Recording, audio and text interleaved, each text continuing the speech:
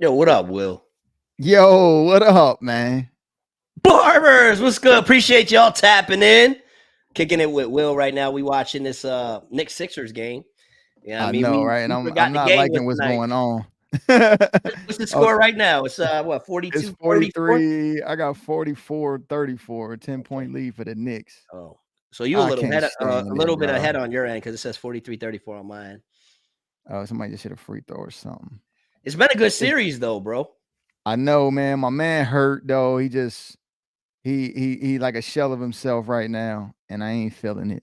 And then y'all got all my Villanova boys too, so it's just not a pretty thing right now. Yeah, you a Villanova fan, bro. So how does it feel like watching your Villanova boys? Yeah, I mean on the other side. You know, I like Brunson when he was on the Mavericks. Yeah. You know what I mean? Josh Hart was solid on every other team he's been on. And then DiVincenzo was on Golden State last year. I was cool with that. Yeah. But yeah, this orange and blue, bro. I ain't feeling It look that orange and blue look good. We got my homie Ari up on here talking about I don't care who wins, Celtics packing them up. Man, listen, Oh man. my God, I can't stand them Ari beat it. green. Kick rocks, Ari. I can't stand them green beans. No way. I feel like Tatum is so skilled, bro, but there's just that He's thing. from Duke, bro. He's from Duke. You know how Exactly. Duke That's it. players do. That's what it is, man. Duke gonna fold, man. Yeah. Duke ain't gonna deliver. Nah, it's That's been a the good series. model. It's fun. The West has been cool too. I really like the Wolves, bro. Like Bro, Anthony Ant Edwards is is different. going crazy. Yeah. Yo, I just like how he's going right at them jokers. Book, Durant, he don't care nothing about it. Yeah. And I think, you know, they shifting back to that era where like people are like competing at a high level. Like jokers ain't caring about all that buddy. Braun gave us 20 years of this the homie. I Yeah. want to get back to that 80s, 90s ball where it was like you kind of stayed with your team, they paid you enough money, and you know what I mean, you built real rivalries. That's and the games were physical and it was fun, man. A competitive edge, man. I think that brings the best out in people. Yeah. I mean, we are in a time where it's people don't want to feel like almost like they're taking it too far. So it's like there's Mm-hmm. that level of competitiveness, but they want the world to see it's like, all right, we're still cool, which I do like part of that, but at the same time, it's kind of like, nah, bro, we at war right now. We ain't dapping each other up. We ain't laughing and giggling during the game. It's like I'm trying to put you in the dirt right now. You know what I mean? The Yeah, like season's over is different, but I will be excited to see that continue to come back because just like everything, right? There's seasons. So there's the season of that, right? And then mm-hmm. that bred the more friendly competitiveness. But I think now it's kind of like you said, it's going back more to it's like, nah, bro, like we not cool like that. So you got Anthony Edwards out there doing this, Yeah. talking to KD, and I'm like, I love that, bro. I like the Wolves a lot. I like the Yeah, Clippers. like we can dap it up after the game. Like it used to be, it reminds me of like when we used to play when I was younger, right? And you just play basic sports. You playing pickup at the local boys and girls club or on the street, you know what I mean, in the neighborhood or whatever. And you and your homeboys would go at each other to the point where y'all almost about to fight each other. But after the game, it's like, yo, bro, where we getting something to eat at? You know what I'm saying? But in the heat of the moment, it's like, yo, we battling. Like I don't think I felt that in a while. You know what I mean? Right. Watching NBA games. So Yeah, let me yo, Instagram, listen, we're on YouTube. We're live on YouTube right now, so that's why it's dark. So come over to YouTube so you can engage with us, kick it with us, and pick up some gems. You already know how it is. Let me just pin this real quick because they don't seem to realize we're over on YouTube. They keep saying, yo, why is it dark? Why is it dark? It's because we on YouTube. sure. Will, bro, you was going viral on my page. This past That week. snippet, yeah, bro. You seen it? Let me see if I can pull that up real quick.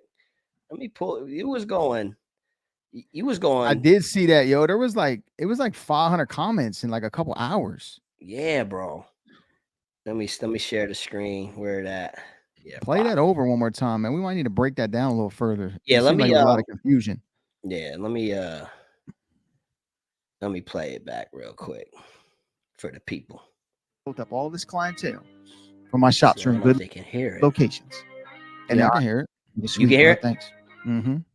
Appreciate the love. I may have taught them how to cut during that time. I may have done some one-on-ones with them, showing them love.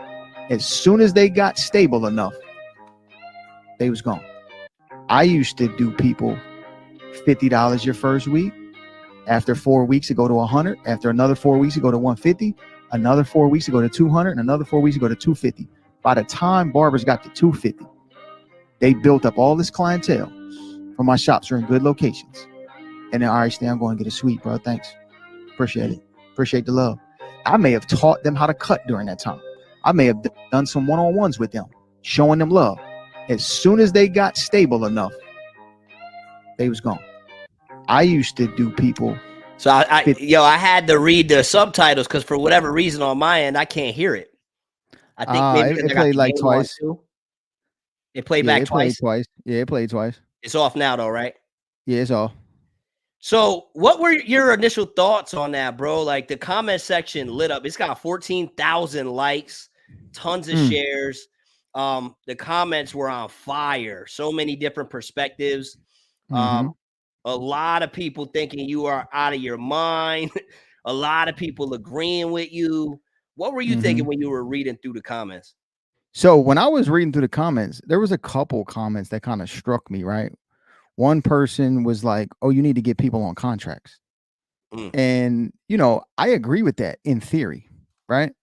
But implementing that is a lot more challenging than most people want to admit, right? Barbers, if you talk to a booth rent type of barber about a contract, they're like, oh, no, I'll just go somewhere else. I mean, they're just not willing to do that. And if you know anything about booth rent shops, like you have to hire people who are independent. People ain't necessarily running to sign contracts with other barbers for legal purposes. And then if you do get people on contracts, booth rent type of shops don't have enough margin to go fight the legal battle to enforce it.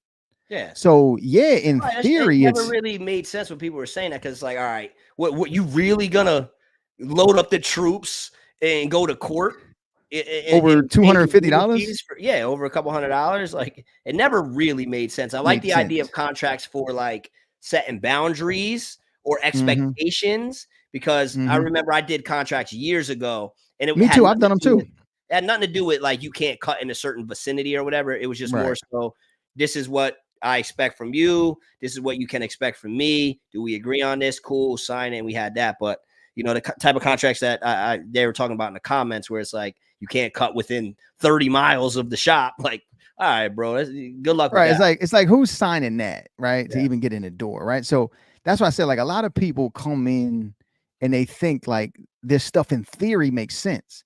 It's why you can't just only have theory. You have to have some practicality, too. Yeah. It's a lot harder to implement. Right. So while still running a business at a profitable setting. Right.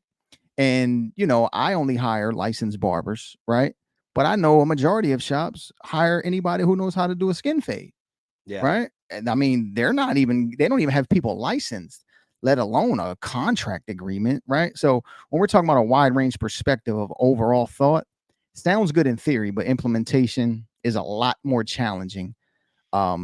Than what it seems, right? The other part was when people were like, oh man, you think barbers are supposed to stay with you forever, like and all that stuff. And I was describing 4 months, 6 months. I didn't get that either because they were acting like you're talking about barbers that worked for you for 10 years, 15 years. And it's like, do the math, listen to what he's saying. He's talking about, the intro rate over a rolling 4 or 5 month period. It didn't make sense. And then imagine this. Imagine you being a shop owner and you've been open 6 years. You have a name, reputation. You have repeat clients. You have shop clients. Myself, I've had booked out clientele. I have overflow that I'm passing off to you because you're a new barber on my team and I'm trying to help you grow. I'm making a investment in you, but I never really get the ROI in return. And people were like, oh man, barbers need to do their own thing that comes with the business, this and this and that. And I'm like, you're 100% right. I agree. But now that I have a system that I know works better and it's a fair exchange from the beginning, I just choose to implement that. Doesn't mean I'm the enemy now. It just means I've structured myself that no matter if you do that now, I don't feel slighted. Because now I believe it's a fair trade. Yeah. So all I was doing was explaining the scenario. And I know booth rent shop owners, I know they feel me on that. And Oh then yeah. here's the other thing. That's why I When have you're 14,000 likes, bro. That's why. And now there's they're so not many more people that would want to speak up, bro.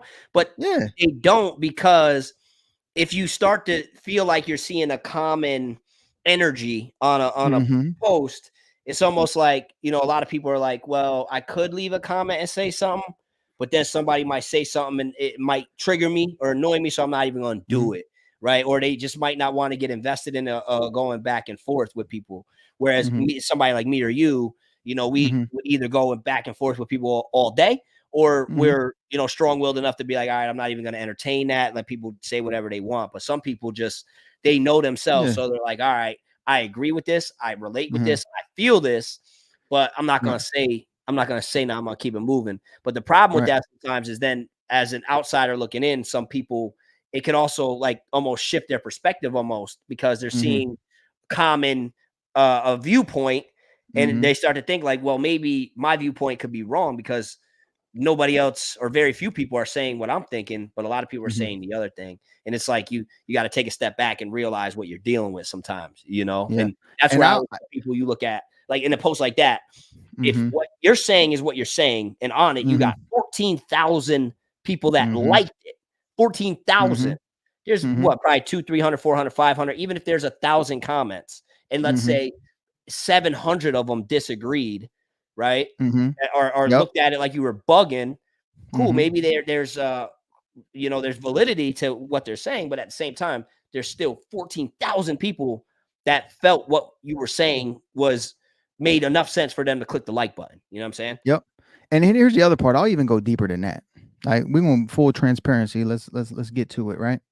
So the reason why shop owners don't speak on that is because they don't want to alienate the business model they actually run, Yeah. because they're scared that their barbers will watch it and then leave and Yeah. hate on them for it or something like that. So they're protecting their own pocket by being silent. Mm. I used to have to do Right. that for years too. People Yeah. be like, yo, Stan, man, you're so smart. Why you don't create all this content? In my mind, I could have made content years ago. You know why I didn't? Because it would have alienated the people on my team and I would have suffered before I had a solution. Yeah. That's Makes the sense. truth. Yeah. Now that I had a solution to be able to switch the model, I can speak freely. I'm not no fool. You got to be wise. Yeah. I knew it was a problem. I just didn't have a better way to solve it. Yeah. Once I found a better way to solve the problem, I can speak freely again. There's so many. It's just why we talked about not, having being influenced by companies paying us. Yeah. When that's the case, you can speak freely. Yep. When it's not, you can't. See, now I have the value. My shop, my new shop just did 39 brand new walk-ins last week. I can get on here and speak about experience at the barbershop, because those people are making more money than they ever made, because we're doing more walk-ins on this newer model. They're making more money. They're happy. They support the vision, and they understand what it was like before and what it's like now. How So they many know what I'm walk-ins did telling you is the you truth. just said you did last week? 39 at one location that were new. We did New people. 17 on Friday. Mm.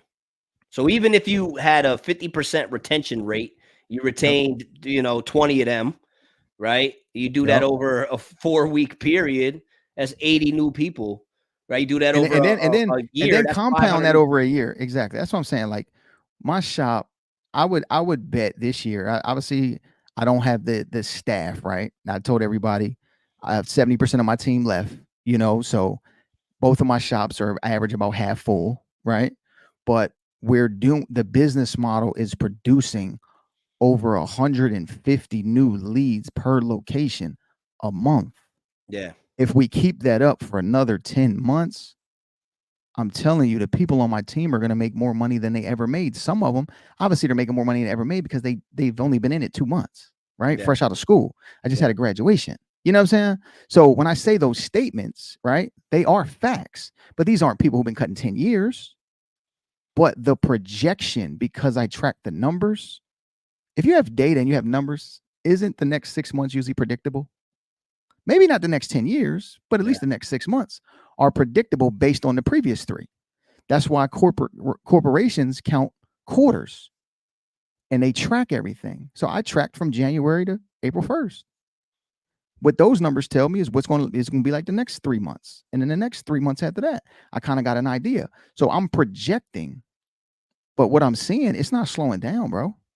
It started out at 16, 17, 20 walk-ins. Yeah. This past week, we did 39. Yeah, that's dope, bro. I mean, it's just, so I'm going to come back barbers 3 in more that months. shop? 5. That's dope. I got two 10 chair shops. I got 5 in each one right now. I used to have, when I had 7 people at each location quit, I had 3 at each one, and I got 2 newbies at each one. That's fire. Plus the 3 I got. So, you know what I'm saying? I'm half full right now. So I got 10 open booths across 2 locations. Yeah. But here's what I love about that, right? Now that I've changed the model, I have the value. Because we're attracting leads. You can come with nothing and build with us now. You can move out of state. When you say leads, I just want to clarify this, guys. When he says leads, he's talking about customers. When he says new leads, new customers, new, people, new clients, new walk-ins, new clients, new walk-ins. We were talking about this the other day. I'm like, when the worlds we're in, when we're reading a lot of this marketing and sales and business stuff, that's a common term used amongst that world. But in the barbering world, you don't really hear many people say lead. So I know some of you guys, even though you don't say it, might be thinking like, what is Marv and Will talking about when they say leads? But that's what he means, new customers. So new walk-ins. So when you're a new barber and you're averaging maybe 5 new walk-ins per day, that's not going to blow nobody away fresh out of barber school. Like, yo, you only did 25 people this week. Like, that's nothing. But imagine consistently doing that for a year. Yeah, it's insane. Where would you be? It's insane. Yeah. That's what I'm saying. So it's like, I'm 2 months in, the number's not going to blow you away right now. But I cannot wait to come back in about 10 months and pull up receipts. Everybody going to want to know what then. Right now, people can get in the comments and act like a guru. That's cool. It's okay. Right? Because they were saying you need to be on contracts. These barbers ain't supposed to stay with you forever. That's cool. I don't want barbers to stay with me forever. Actually, now that I have the school and I have the shops and the foundation, I want you to come to my shop for 3 to 5 years and then me launch you into another location. And on commission, it'll be more money than you can build on your own without a decade of experience and trial and error. Yeah. Because I know 3 things, right? And I don't think any barbershop owner can disagree with this. If you're going to open a barbershop, whether it's booth rent or commission, here's 3 things you need. Number 1, you're going to need training for the people that you hire fresh out of school whose skills aren't up to par. Is that a yes or a yes? Number 2, you're going to need a walk-in generator. You're going to need something that drives new traffic to your business somehow, some way. Maybe you're a guru on social media. Maybe, you're a magician when it comes to relationship building. Maybe you're a part of associations. Maybe you got inside track to the councilmen's and the mayors and stuff in your town where you just got an unbelievable sweet deal or something that drives traffic to your business. And then you're going to need to be able to recruit. You need training, you need marketing, and you need recruiting. All 3 of those things I have solved. It took me 15 years to build it. And a person that's in my market can't catch up overnight. So it's like, okay, you need those 3 things. I have those 3 things. So if you were to work at my shop for 3 years and build a 6-figure clientele off of the clientele that we generate you from our walk-in generator, right? You retain those clients over 3 years. You make a 6-figure income, save up about 40 to 50,000. We launch you into your own location. Now, is a commission model bad? Like, let's give you the whole picture. Or you can go rent a booth, build 6 figures, might take you 3-4 years. And then you go open up a booth rent shop. But guess what you need?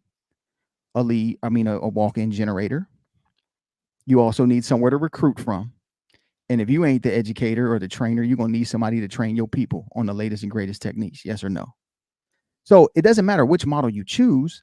I'm just telling you, if you want that model, the commission model is fair for the person who made the most investment from the beginning. You know what I think is interesting, man? Number 1, first and foremost, barbers, if you're enjoying the conversation, take a screenshot of this if you're watching it on your phone. If you're watching it on your TV, take a picture of it.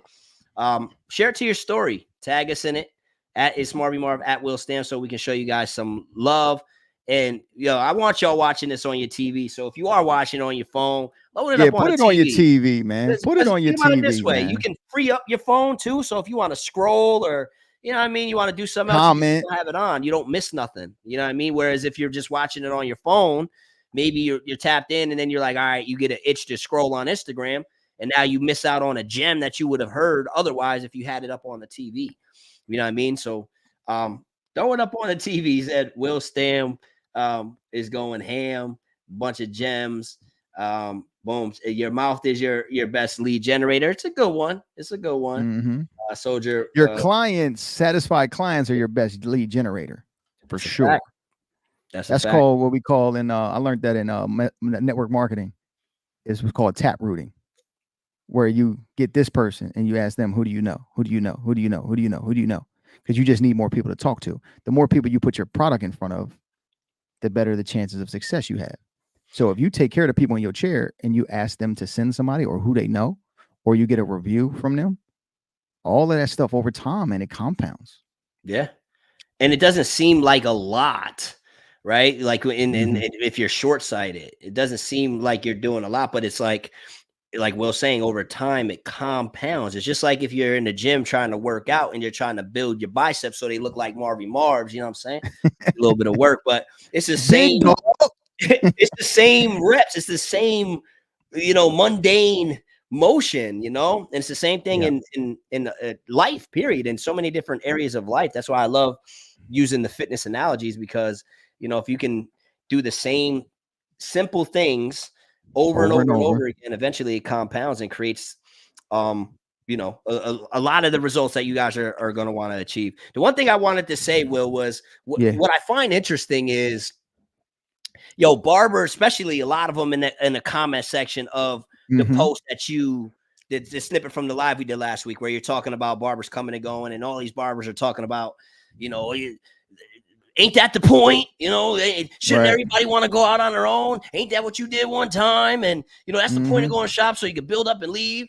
And they have all these different mindsets, which of course there's validity to what they're saying, but where it's flawed and messed up is once they do that, right? Like once they're in a shop and they build up and they operate from that frame of mind, like I'm gonna build up and I'm just gonna leave, and then they do that and they open their own.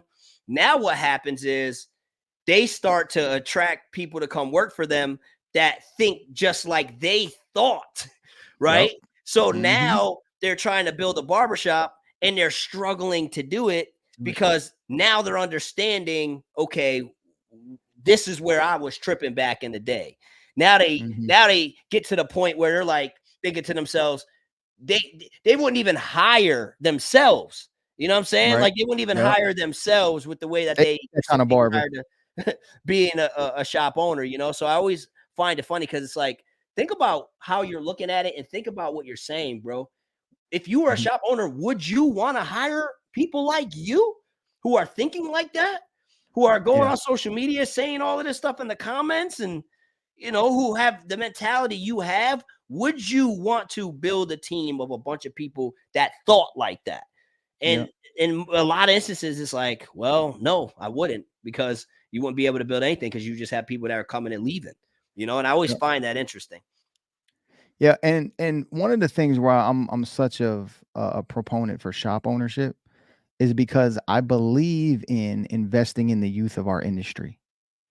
And when our leaders don't step up and take on the role of being leaders, the people who then come in our industry fresh out of school or the next generation coming up, they don't have any structure, Yeah. right? So then anything goes and you start having this wild randomness, this free fall of an industry that struggles to gain respect.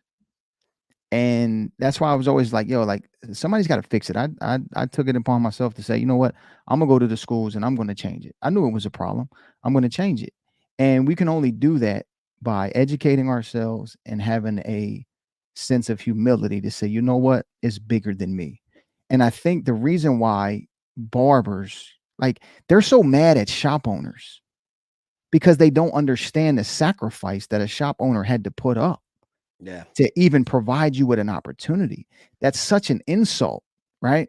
And people go into shops and are like, yo, I'm just gonna go over there with Marv.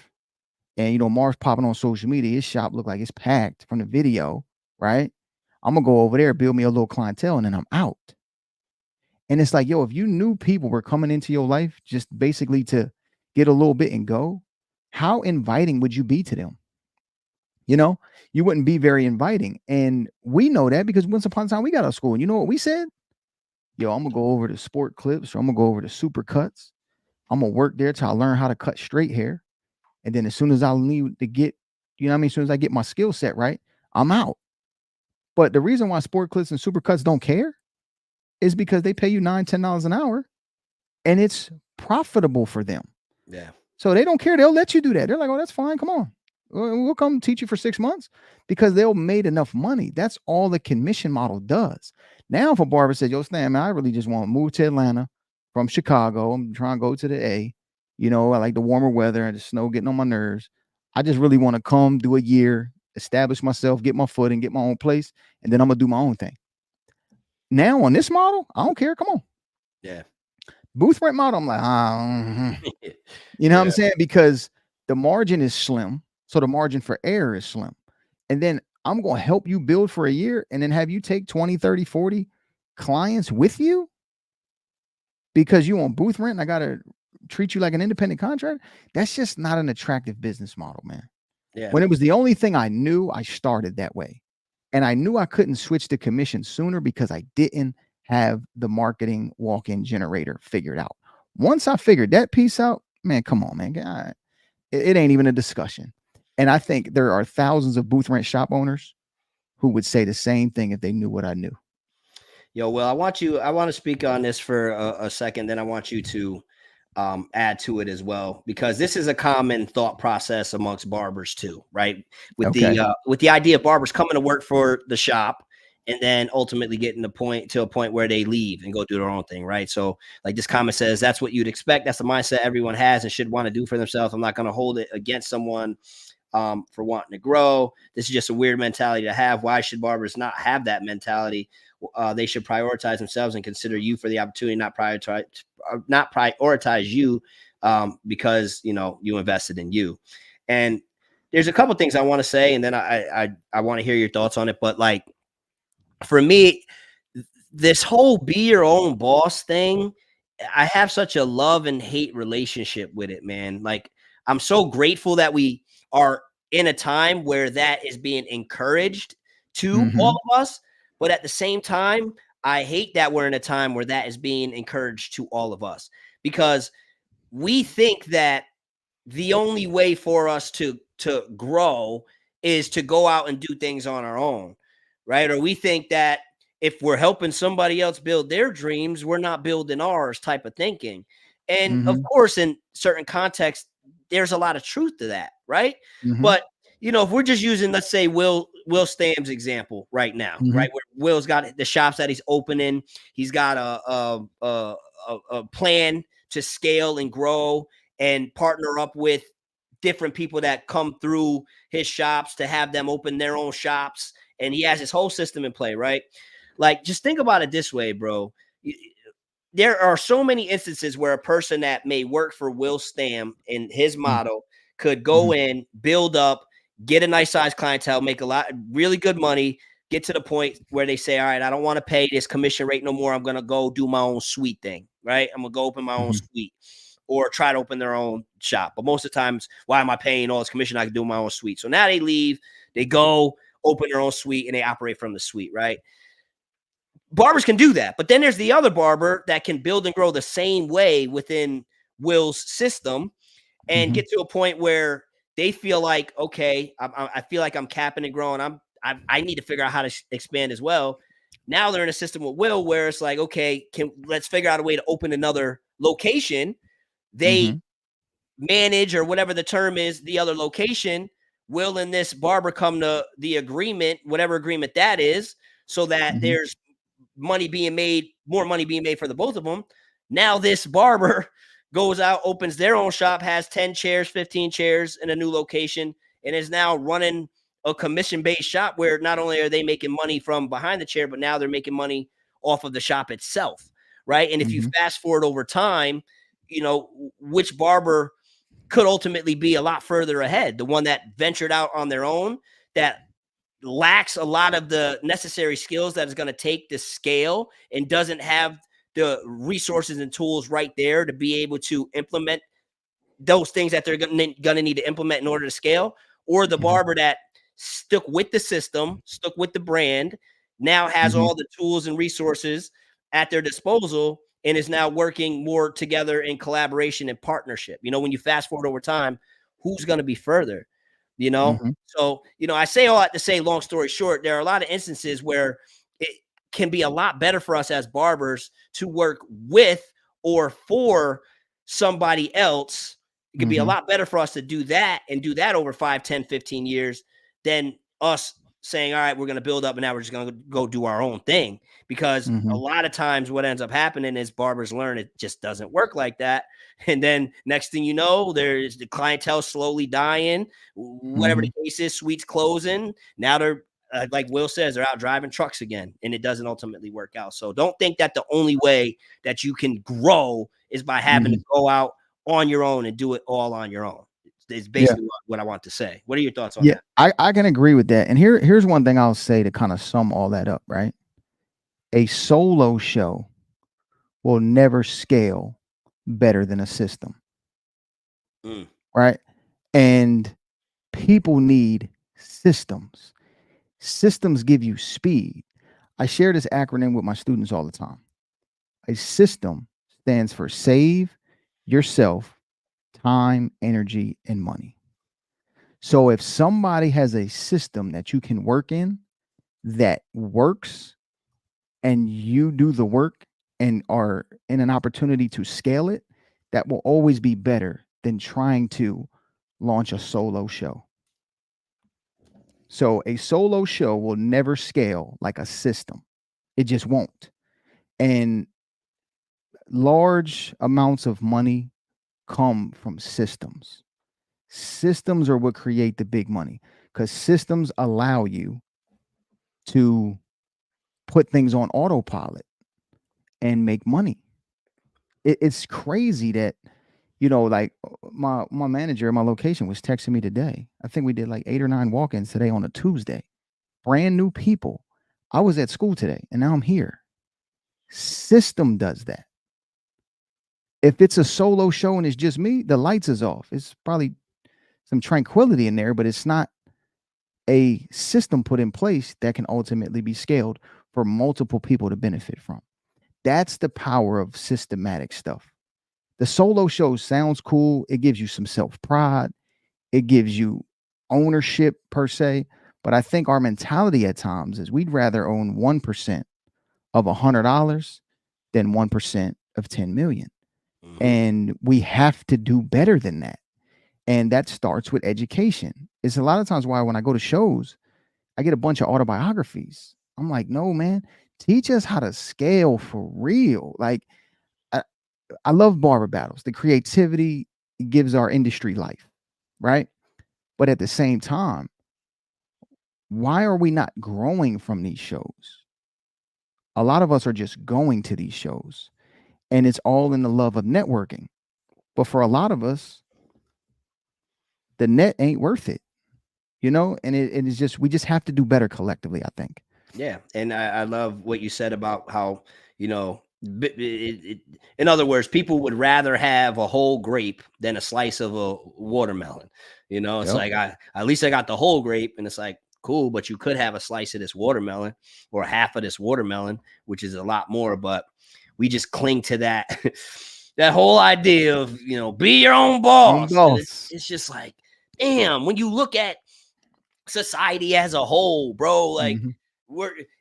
it's most of us aren't built to be our own bosses. It's just how it is, bro. Most of us aren't built to build businesses, and it can be Right. learned. Sure, you can educate yourself. Sure, Mhm. but in so many instances, I just wish people realize that a lot of them would be better off working for or with a good company, a good brand, and growing in that way rather Mhm. than thinking that they need to just leave and you know pay for their own LLC and order their, sign off of the Instagram that doesn't come because the company doesn't want to ship out the sign, even though you paid the sign for the sign. You know what I'm saying? You know what I'm saying? Ship Mhm. out the damn sign. But Right. and I just wish that people knew that we can. There's power in collaboration. There's power in team Mm. building, and there's just so much individualism. Or is I say individualism Legalism. i- Yeah. in our industry right now, and it's been a blessing in a lot of ways. But I Ex- think in a lot of ways it is hurt too, because I think it leads to such, in my opinion, at least in Yeah. my little experience of traveling and meeting all these barbers, Mhm. I think it leads to like so much of a higher, industry turnover. People are coming and Mhm. they're Mhm. exiting a lot quicker because they just don't have the skills to build on their own the way they think they do, and they just Yep. would And be I better wanna off looking for a Pro Fresh or a City Image. You yeah, know Rich. what I mean? Yeah. And here's the other thing I wanna say too. People were like on that booth rent thing, that comment thing. Well, Will, isn't that what you did? I just wanna set the record straight on that. I was fired from the barbershop. The guy had 6 locations, and I asked him, "Hey, man, let's take this to 10. I'll manage these for you. Go open up some more." Right? I worked my tail off. I built up, had a crazy clientele.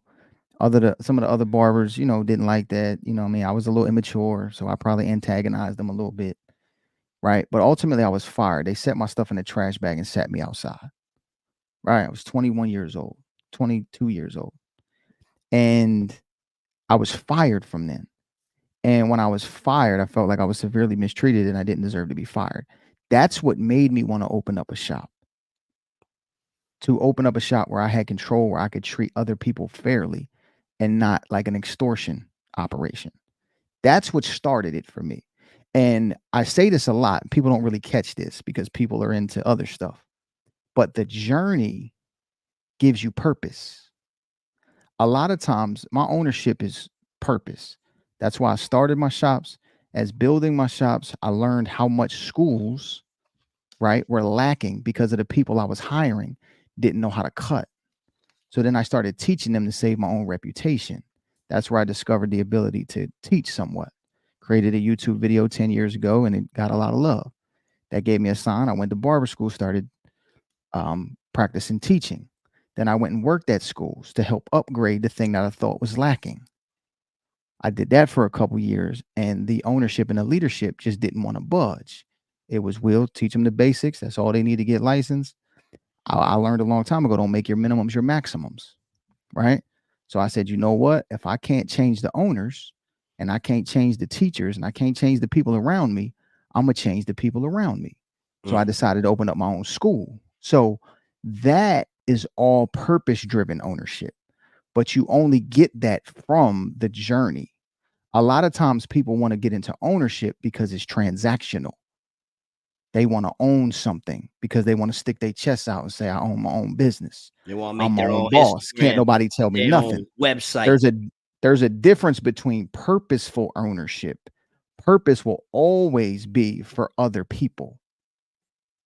There's no independent purpose where I'm just going to focus on me. That's my purpose. No. Purpose is always going to benefit community and others. A solo show does not do that, right? So I encourage you to go through the journey so you can discover the purpose. Then have your ownership be purpose driven, not transactional. Mm. I love that. And speaking of purpose, bro, I feel like you posted something um on IG. I think it was this morning, right? Maybe Mm-hmm. where I got the Knicks game in the way. We down 2 right now. I'm not feeling it. But we coming back. At least we came back. We was down 10. I wasn't feeling that. Yeah, So I missed that. But you posted this. Who is more valuable, the community mhm. barber or the barber influencer? Yeah. And I at least know on because I reshared it to my story. So on my story, there was at the last time I checked, it was like 120 something to like 11 or something like that in favor of the Mm-hmm. community barber. Uh, Mm-hmm. what inspired you to put that up? Like, what was your thought process of sharing that? Well, I'm around a lot of young barbers, right? And I talk to them a lot. I'm at the school and I've owned shops in the community. And some of my best friends are real community influencers, like for real, for real. One of them is the head pastor of a church. We're the same age. He's phenomenal. He's my best friend. And my other one, best friend, he served on so many boards. He's loved by, like, I promise you, everybody in the city of Atlanta. If I say his name, I guarantee you, if you're ever been in here for like a week, you know him, right? He's served on so many boards, so many different organizations, nonprofit organizations. He's like the ultimate supportive friend, and he's a pillar in the community. He probably, if he wanted to run, could be the next mayor of Atlanta, Georgia, right? Dope. So he's phenomenal, right? So those guys have been living examples for me on what a community influencer is. Barber is just a specific term I use because that's who I am at the end of the day. I started off as the community barber, right?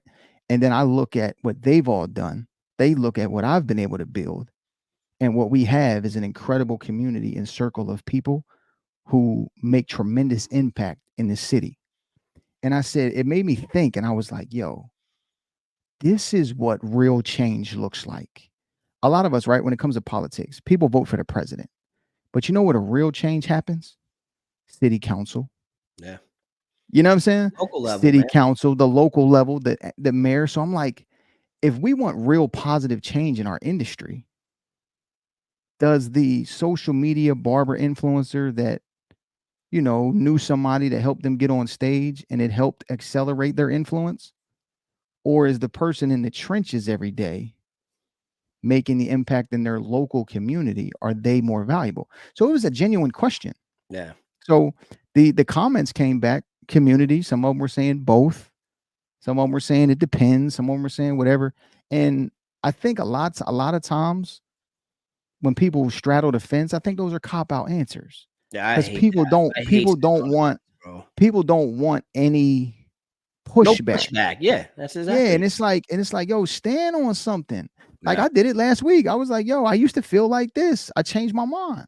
I'm allowed to do that because I'm a free thinker. Like nobody's gonna criticize what I do, and all of a sudden I'm going shake in my boots and change. If this how I feel, I'm gonna give you the why, and then I'm gonna stand on that. I can come back 6 years later and say, you know what, I see things a little differently. But guess what else I'm gonna give you? Here's why. So you seen on that post, I said, which one is more valuable? What are your thoughts and why? Some people gave me the why. Some people just gave me an answer. Right? If you can't give me the why, it's a lie. And for me, I feel like the community barber is more valuable because I think the change is more tangible and they're more connected to the person who needs the change. So Yeah. that's why I would vote for the community barber, making real impact. And Knowing what I know now too, going through yeah, navigating through this industry, I would argue the community barber as well. Because mhm, when I look at barber influencer, like the whole yeah, even idea of it, to me, what I see is like, what are barber influencers really influencing you to do? You know what I'm true story. saying? Like, and I feel like it's to get you to buy new clippers or buy new products, right? Like that's, Hmm. there are some who you would label as influencers that are doing some cool stuff, sure, but Hmm. when if we're generalizing the idea of barber influencer, it's like, okay, you build up to a certain point where you got a certain social media presence, and then it's like, all right, here you go, here are these clippers, sell them to your people.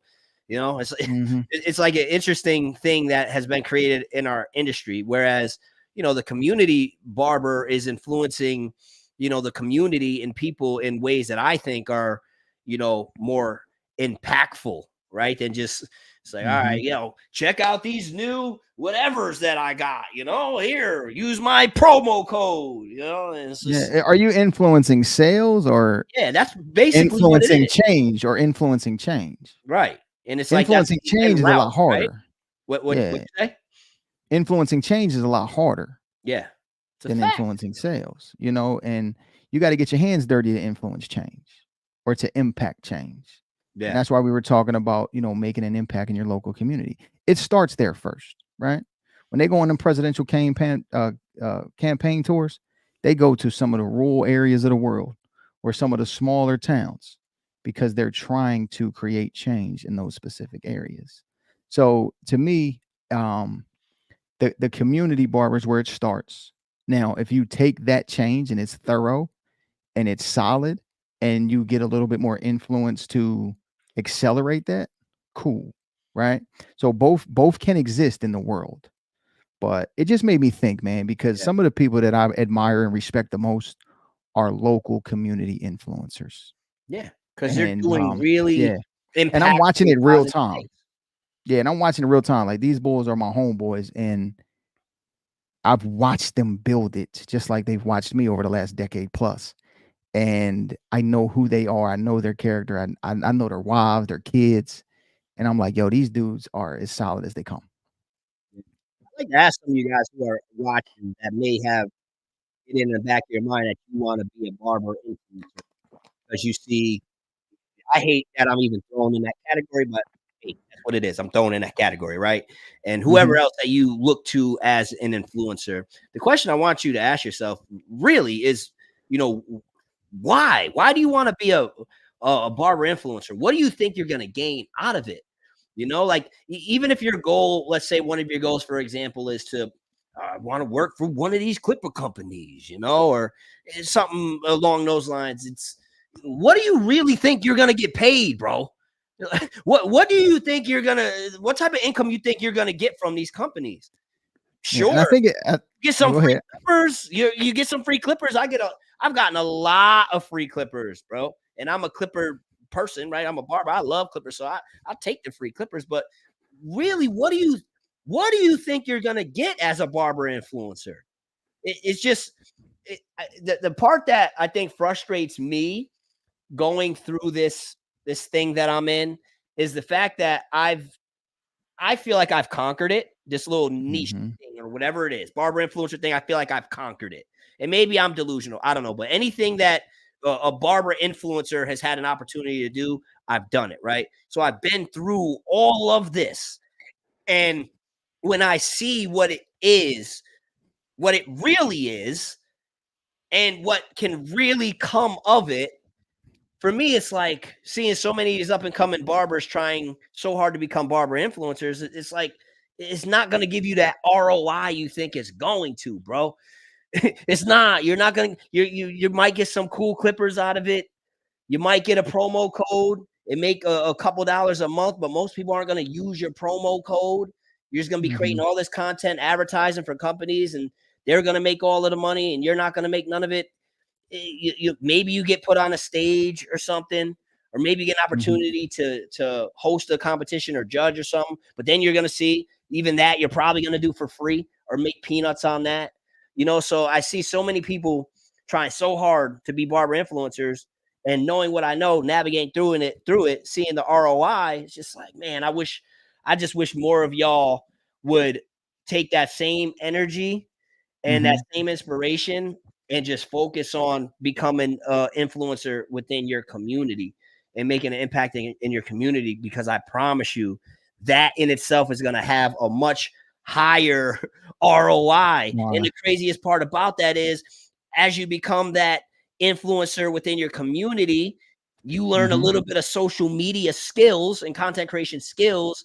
Now that could really blow you up. So you're becoming a more powerful impactor and influencer, as opposed to just building up to sell barbers clippers, bro. So I just want that's why part of the reason why I love the fact that I've been able to build a platform like this so we can have conversations like this and different people Hmm. can come on it, just to give people different perspectives and new insights, and maybe just make them think a little bit about the direction that they want to go and head, so that when they're chasing these goals, they don't Yeah. ultimately get to the goal itself and then see like, damn, I spent a lot of time chasing Yeah. this. And it's Hey, like, Mark, and that reminds me, like, of to me who you are, right?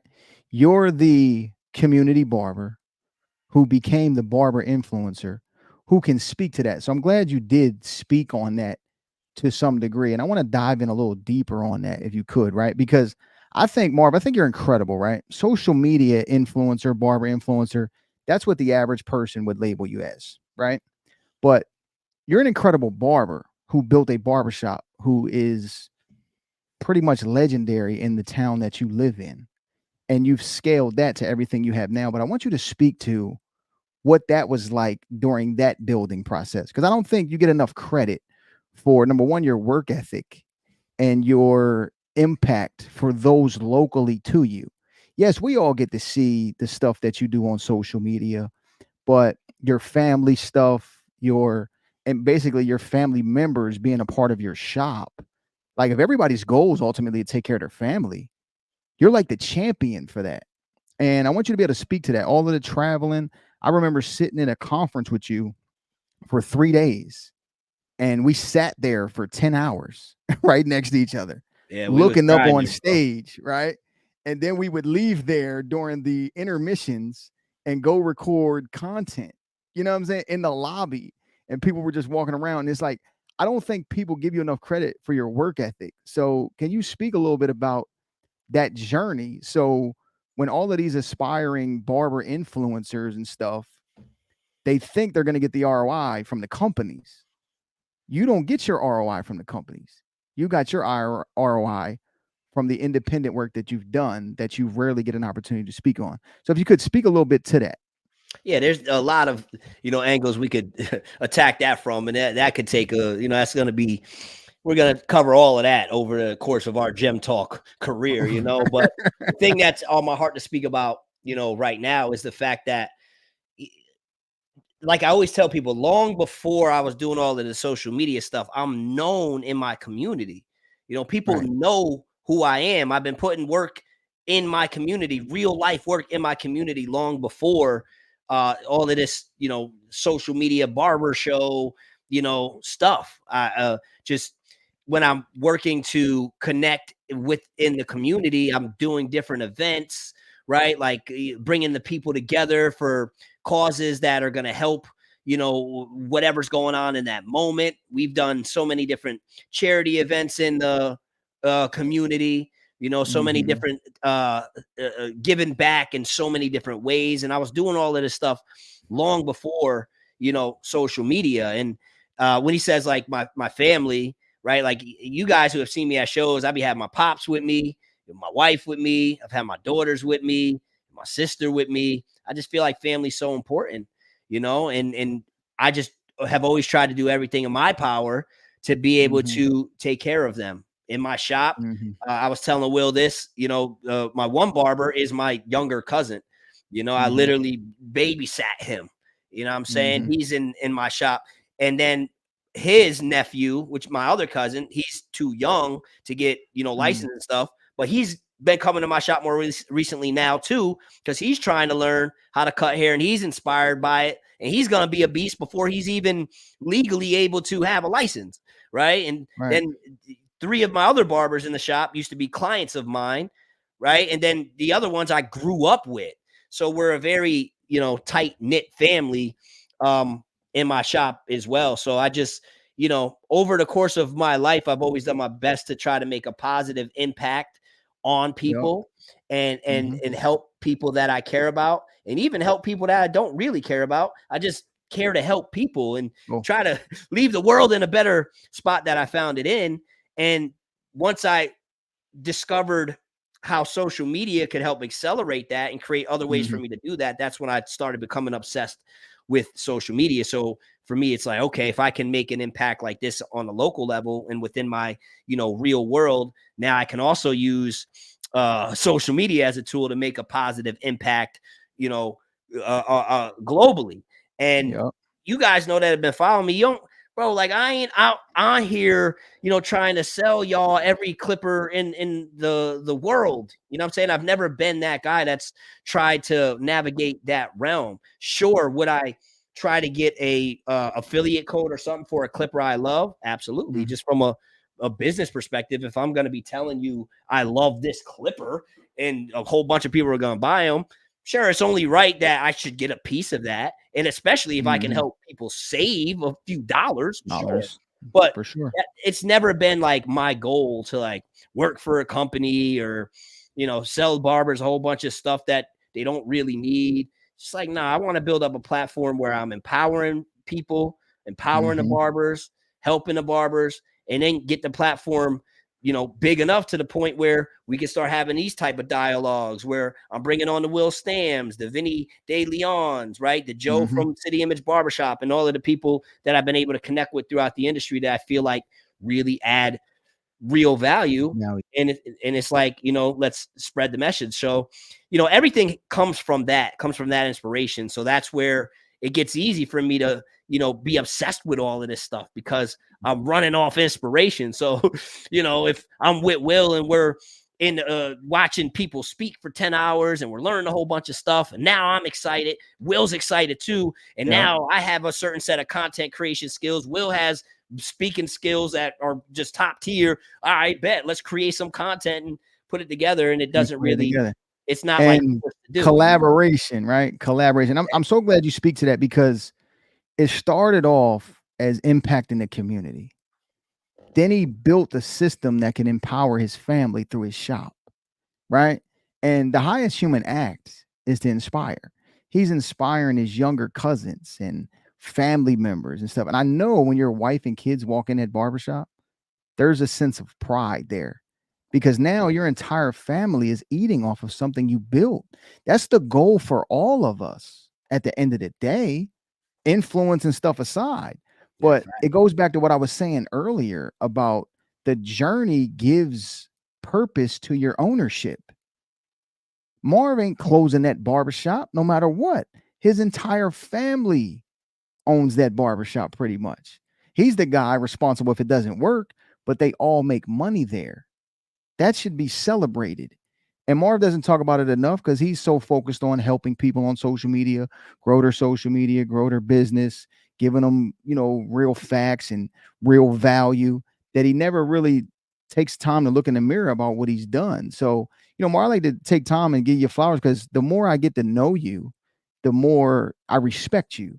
And I see how your wife values you. You know what I'm saying? I've interacted, at shows with you and Sam and to see how that dynamic is with you being gone a lot and her being invested and showing up at the shows. If she doesn't respect you, she doesn't do that. You understand what I'm saying? So to see you build it like that, I think that needs to be highlighted more because so many barbers are chasing something when their power is right there. Mm-hmm. And when I learned that, my whole entire life changed when I realized that everything I needed was already in my possession, We already in have my it. house. We Yeah. already have it. We're always looking outside what this social media guy is doing, what this person is doing, what that person is doing, what Will's doing, what Marv's doing. It's like, yo, you need to look at what you already have in your hand. That's why when I write my book, it's going to be called What's in Your Hand. I love that. And it's going to be What's in Your Hand by Will Stam. And I'm going to tell the story about taking what you got and doing what you can. My grandmother bought me a pair of $15 clippers when I was 14 years old. And I turned it into everything I turned it into today. But if I didn't focus on what was in my hand, none of it exists. And I think people can learn a lot by just focusing on what they already have in their possession and building on top of that instead of looking outside of that. So thank you for sharing that, man. And I think people need to harness what we're talking about. Everything is already in your grips.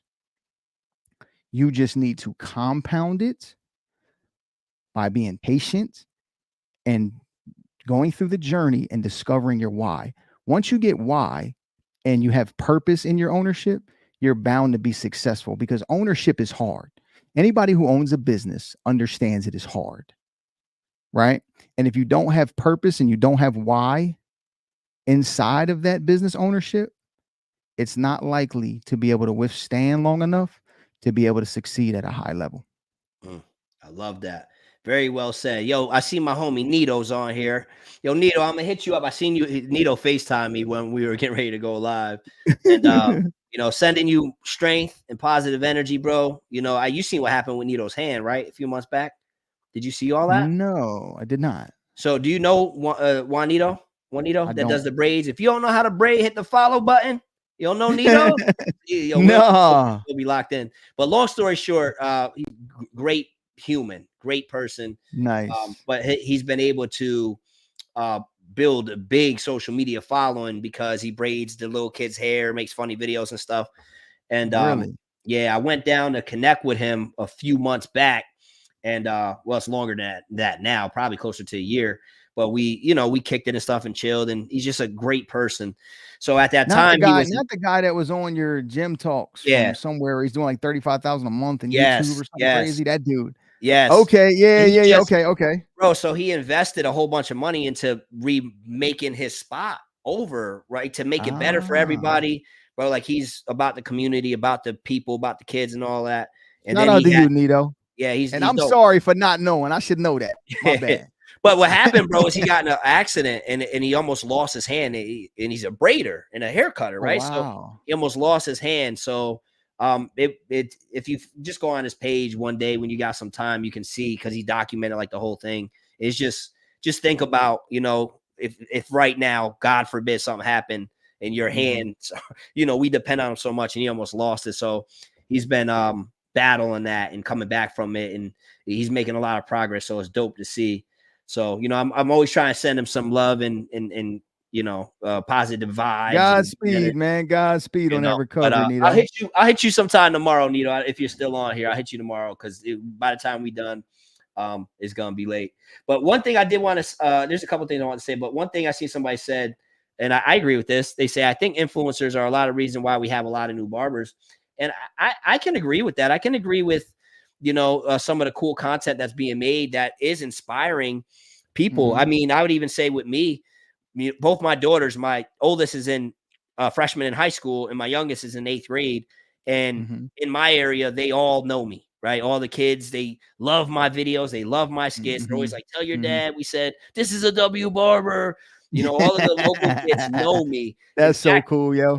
bro, it's fire. So I was at a AAU tournament over the weekend, my daughters, and a couple of the basketball players there came up to me and wanted to take a picture. And I'm like, what's this for? And they're like, we follow you, on TikTok. We love your videos. So I took a couple pictures with these kids and stuff. Right. It Yeah. was just cool. It's dope. But I say all that because, you know, now these young kids that are talking to my daughters, they want to cut hair. I've even given Yeah. some of the kids in our school clippers, right? Because I get sent so many clippers. So give them Mhm. clippers. They love it. A couple kids, they're talking about wanting to go to barber school and stuff. So I can agree that influencers, or at least content creators as a whole, are definitely influencing people to want to pick up the trade and become barbers. And I think because of that is why I'm going so hard to try to put out the most valuable content I can that makes a positive impact and gives it to them raw, unfiltered, and true. Because I don't, it discourages me when I see so many of these young people getting into the industry being misled or thinking it's something Mhm. it's not, and setting themselves up for failure before they even get started because they think the industry is something it isn't because of the way that content is being created or the way some of these influencers are carrying themselves. So Mhm. that's why I'm just trying my best to impact them in a positive way. So when they graduate that high school or, come into the industry at whatever age, they come in and they have a few people that they can go to where they can get the real game. Cause that's all you really need, right? You need a One. few Yeah. good, you need that one good mentor, that one, Yeah. and you just follow them steps and then your stuff would take off. Yeah. Whoever has your ear has your future. So whoever you're listening to definitely has the joystick. They're controlling where you go. And I think influencers, the barber influencers, do deserve a lot of credit for influencing people to join the industry. Right. I just think to whom much is given, much is required. You're on that platform now. Do the work to really invoke change. Yeah. Don't just sit up there. Like, it reminds me of like a Charles Barkley, right? I remember Charles Barkley said this, and Charles is great on TV. Don't get me wrong. But one of the things he said he was like, look, man, don't follow me, man. I'm not your role model. Like, find somebody else to be your role model. And at the time when he said that, I don't know if he still feels like that, but it's like, yo, bro, you're on TV. People watch you, people look up to you. It's a little too late for that, bro. It's a little too late for that. You got Yeah. to own that. And I think the mentality of barber influencers at times, right, can be, The same look, way. man, I'm doing my own thing, and you know what I'm saying, I'm not your role model. Like, I'm doing my own thing. Like, you got to figure it out. And it's like, yo, if that's your mentality, give the position back. Yeah. Like, I want people like, I don't want to watch your greatness. I want you to step into it. Like, go really be great. You know what I'm saying? Don't just settle for the status quo. You know what I'm saying? Don't just, okay, yeah, I do this. You can do it too. Yeah. Don't have that mentality. If you don't want to take the position of being a barber influencer or being an influencer, that's cool. Maybe that's not your temperament, but give the check back too. Right? Go create real change. Because a lot of these platforms are underutilized, in my opinion. Just ticket sales and show up to shows and travel and get my flights paid for. And it's like, yo, I don't think a lot of them understand the influence that the change they really could provoke if they actually wanted to. Yeah. So Yeah. yeah, I think when what you do now, just there were some things when you first were getting, your influencer things going and stuff, you had some thoughts and some beliefs that you were like, you know what, that didn't age well, or I changed my mind. Remember when I said that last week, you were like, bro, what? We could do that Yeah. because Yeah. I think it's okay with new information and growth and a little bit of maturity. We say, you know what? I need to do something different. This is what I want to do now. And I remember talking to you a little while back and you were like, damn, I'm just over it. You know what I'm saying? Like it's getting out of control. It was good for a while. The impact was good. But like anything, too much of something becomes a bad thing. And it needs a little bit of balance. And now we're back to highlighting where the real change starts. And it's something that deserves respect. Yeah, bro. I can't be over it. It's not, bro. I'm just the messenger. You know what I'm saying? So it's like I could get in my feelings or whatever and be like, you know Yeah. what? If I'm pointing out that there's a fire and they just want to stay there and catch on fire, you know what? I've spent years trying to tell them to get out. The building's on fire, you know. Right. But then there's just something in my spirit. I'm just the messenger. And it's like I can't be over it. I gotta help the barbers, bro. I gotta if I'm looking across the industry and I do love the direction the industry is going in a lot of ways, but there's also things that I can't stand. So I'm like, you know what?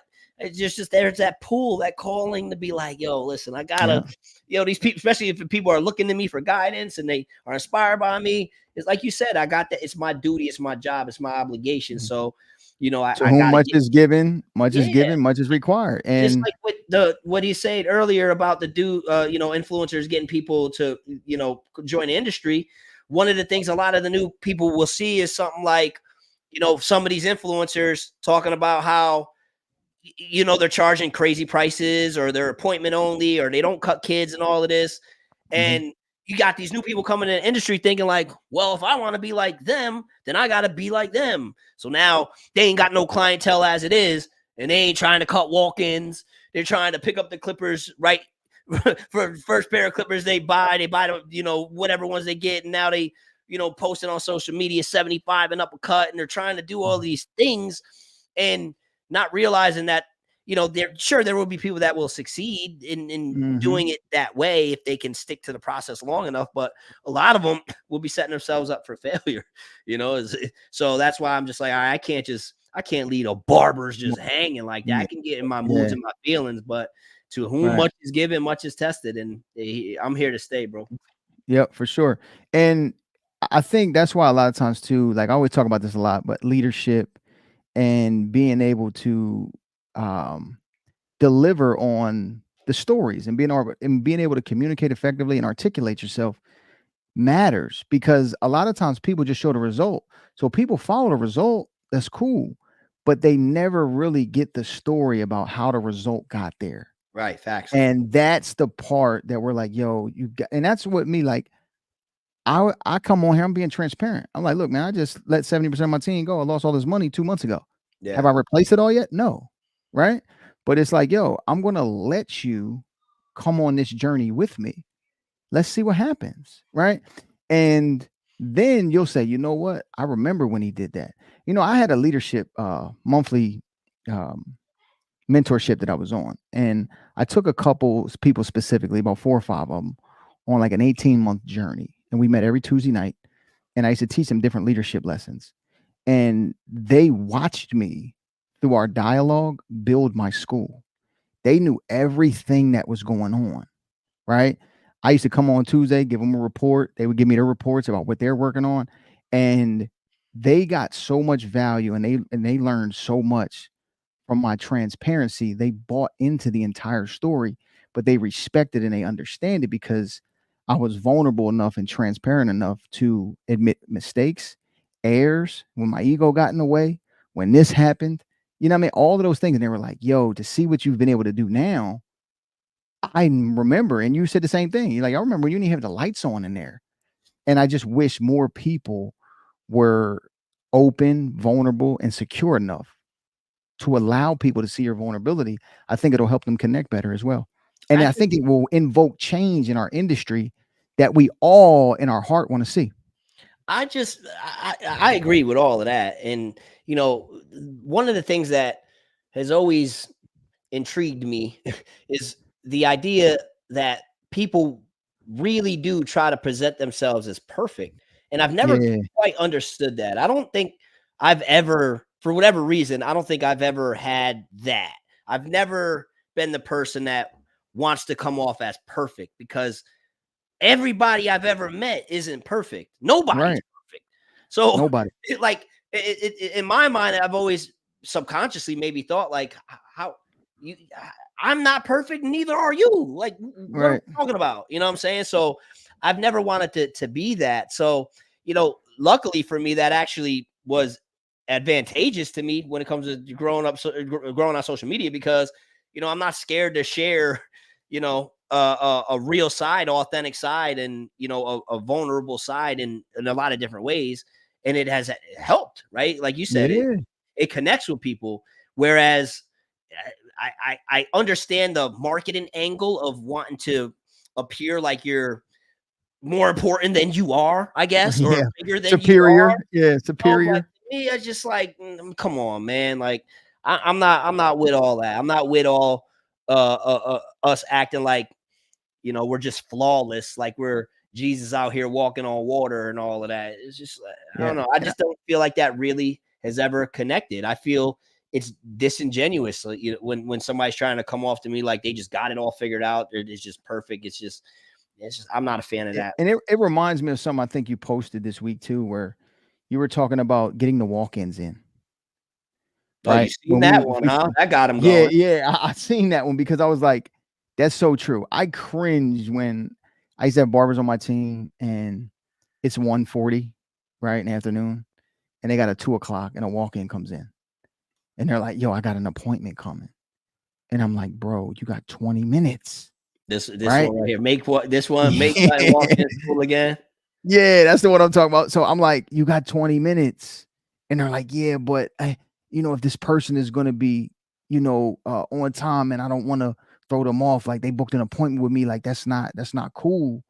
And I'm like, bro, not 90% of the time, it's not often that a walk-in comes in 15, 20 minutes before you have an appointment. It doesn't happen every day. When it does happen, it is a sign from God that you need to take that.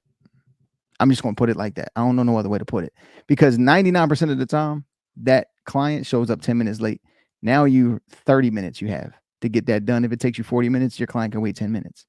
But those are growth opportunities, especially for people who are, let's just say 50, 60% booked.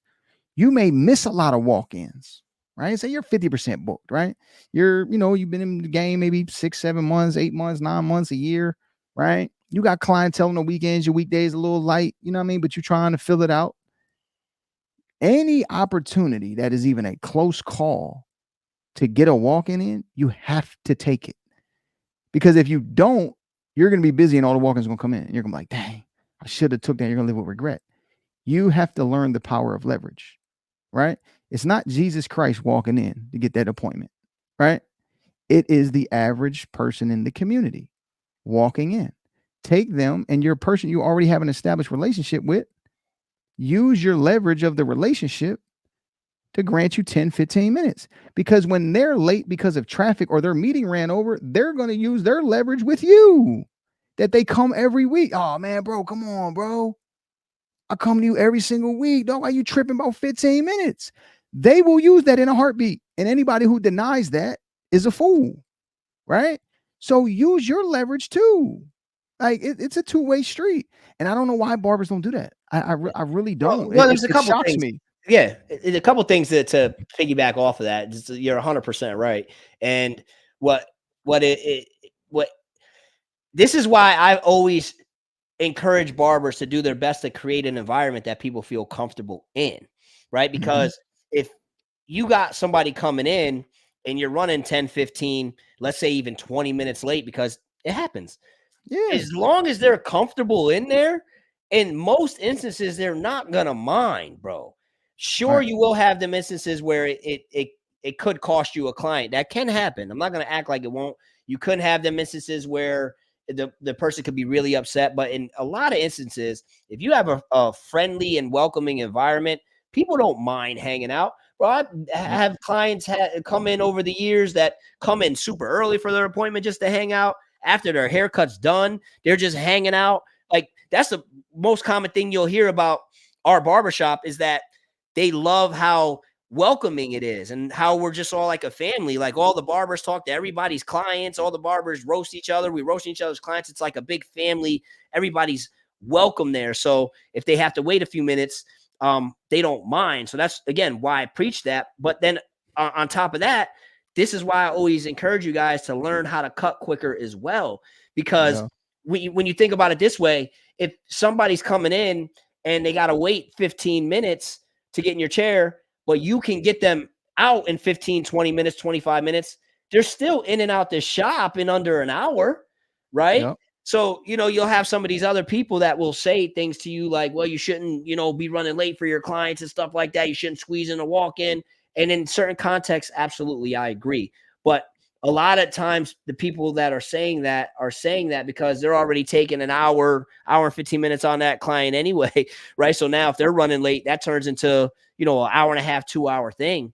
And from, my perspective, a barber like me or a barber like Will, even if we're 15, 20 minutes late, bro, we're still going to get you in and out in a timely fashion. You're still going to get that quality cut.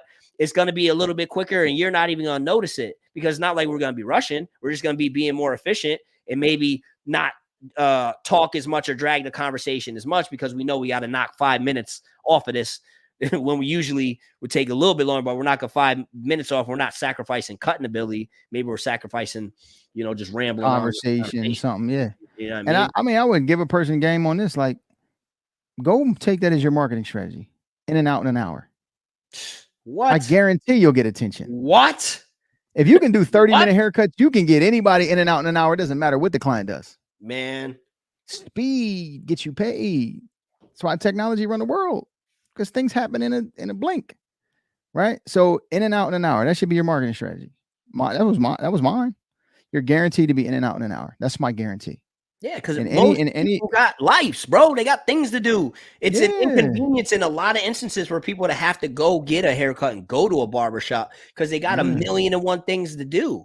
So if you can show them you value their time and you can give them a quality product, bro, that just opens you up to such a bigger market. Don't believe that you have to take longer on a haircut to prove to other barbers that you're more passionate about cutting hair, or that you care more about quality. That's another misconception we have in our industry. The longer you're delivering more value because you take longer. You're taking longer. It's like, what? I love when people will come on my post or DM me, and usually I don't call them out on it, but I'm the last person that judges people for their haircut and haircut ability. Bro, you already know how we feel. A lot of you guys that follow me already know. I believe you don't even got to be that good as a barber to build a huge clientele and have a super successful career. I encourage you to get good, but the truth is you don't really have to be. So the last person I am is the critical, judgmental barber looking at your haircuts and judging them like that. But there are times where some of y'all may be watching now. Most of y'all probably not watching now because y'all won't be watching, but there are people that come in my comments or DM me and they talk all of this quality over quantity and don't rush cuts. I don't rush cuts and I'm all about the detail and perfection. And then I go to their page and I see their work. And in my mind, all I can think is, bro, you're not as good as you think you are. You're Or not as yeah. perfect as you think you are. You're not detailing in the way you think you are. Mm, It's almost like, bro, if you can't cut up to par that fast, just say that, bro. It's okay. yeah. Just say Yep. that rather than coming in my comments, coming in my DMs, trying to act like you're an artist because you want to Mhm. take an hour and a half, or that you care more about the people because you want to take an hour and a half. It's like, bro, I see your work. Me as a barber, and a lot of barbers I know, not to be the judgmental one, but I can do better than you can do a lot Mhm. faster than you can do it. You know what I'm Yep. saying? But I don't even be trying to flex like that because I don't think that matters. But it gets to me sometimes when these barbers will call themselves artists or this elite experience. What, you doing a Yeah. shampoo? You're doing a Right. shampoo, and now you That's think you're basic where I'm providing the from. elite experience that nobody else within a 30-mile radius is doing. It's like, come on, bro. I don't know. You got me crazy sometimes. Elite. Hey man, we just got through with the NFL draft. They run that 40, that's speed time. That's elite speed. Yeah, bro. That's what moving you up the draft chart. Speed gets you paid. Speed gets you paid, man. Speed gets you paid for And sure. So efficiency. Just so you know, Will, the Knicks are up yeah, 93-88 right now. So it's I coming down to just crunch time. saw A this minute left. dunk, bro. Like Another I'm good turning finish, this bro. off, bro. I'm turning this off, bro. Oh man, we just got the steal. And the That's dunk I big. saw it's 93-88, a You minute know what's left. crazy? I was thinking about this. This could apply to this series too, but I was thinking about it with the Denver Lakers series. Like when you look at it on paper, the Lakers led Yeah. at halftime every game of the series. They Yeah. led at halftime every game of the series. They led most of the series, but they didn't close out the games. So they end up Mhm. losing 4-1, right? So it looks like they just Mhm. got smacked.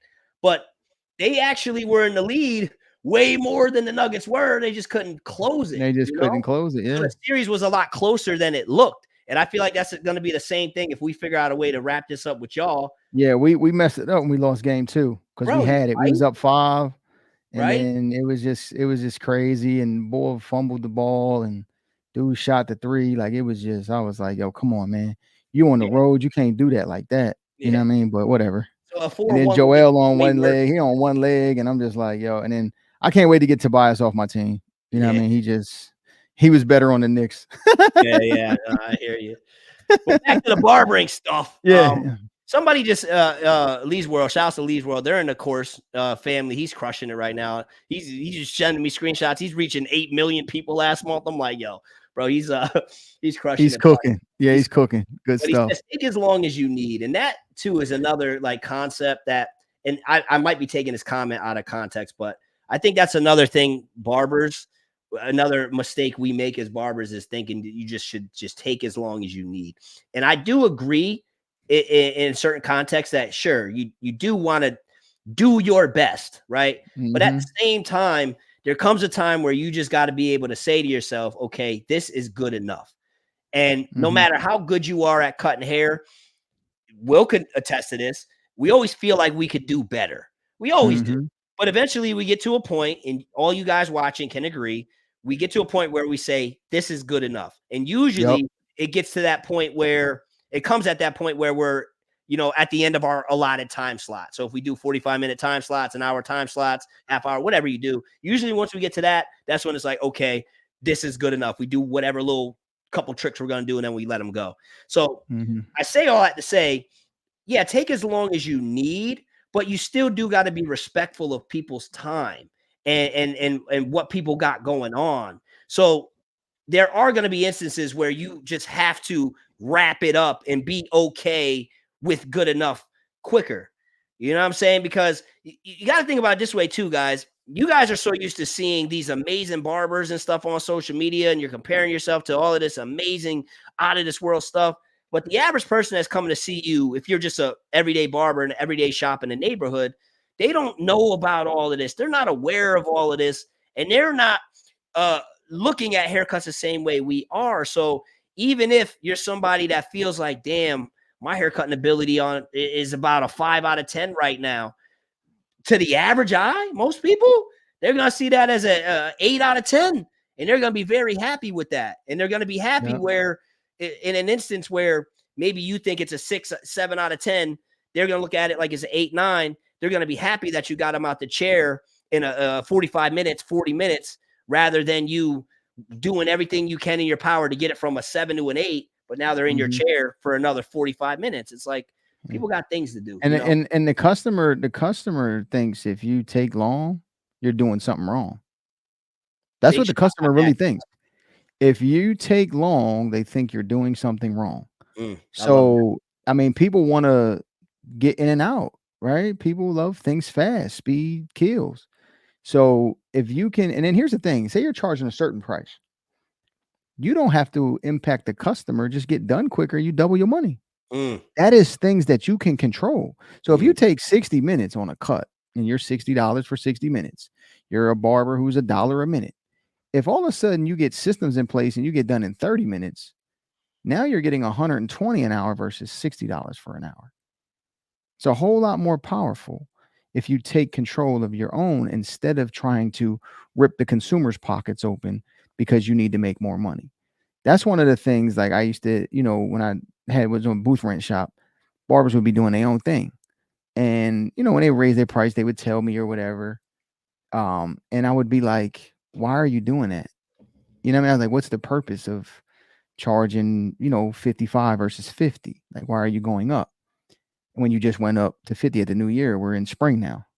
Oh, these bills got to be paid. I just need to make more money. And I'm like, yo, that is the fastest way to go out of business. Because you're not delivering more value. You're just basically guilt tripping a consumer that says, oh, the bills need to get paid. Like, think about when people try to guilt trip you into stuff. Doesn't it piss you off? And then people say, well, look, raise your price, live your life. You don't need no explanation. That's another one I want to address. I hate that you don't need to explain Hold on a yourself to second. nobody. Did you turn the game off? No. We're going to overtime. What just happened? Maxie went crazy. And I'm over here talking to you, Marv. Maxie hit a 3 and 1. Hit a 3 and 1, and then he came down the next possession, down 3, and hit that deep Steph Curry 3. Tied it up, and we go on OT, bro. Hey, man. Give Maxie some money. Shout outs to Maxie. So Maxie trying to max out, but just get the W, man, so we can go back to Philly so I can be comfortable. Yeah, sorry to cut you off, but I felt like you needed to hear. Yeah, so I'm about to go. Here's one of the things I hate that people do. This is just people in general, no matter the industry. They say you don't owe nobody an explanation. Yes, you do. Yes, you do. People always say, well, you don't have to explain yourself to nobody. It's like, yo, if you can explain yourself, you should. Right? I would tell people, if I can't give you the why, it's a lie.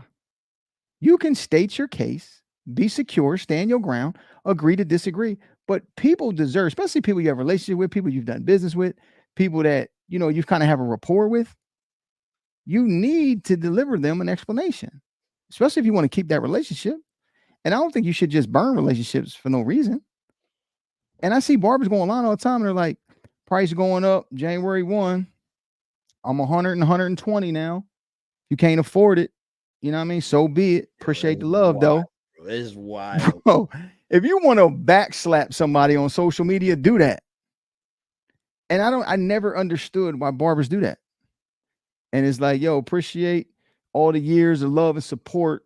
Price going up. If you can't afford it, I understand. No love lost. It's like, bro, that's the most disrespectful thing a barber can do. So disrespectful, bro. It's bro, so it corny. Speaks to the ego, bro. It's crazy. It's so corny. It's lame. It's so lame. I show my students that I'm like, yo, whatever you do, if you graduate from here, don't do this. You know what I'm saying? I'm going to text you. I'm going to call you. Don't do this. Yeah. You know what I mean? Because the barber influencers, at times young people see that. They don't have no context around it. Right. Or no story behind it. So they fall in love with it. And they're like, yo, like, I want to be like that. And it's like, yeah, but you gotta get the story that go with it. You got to get everything else that go with it. And maybe you might not. But if all you see is the highlight reel, Yeah.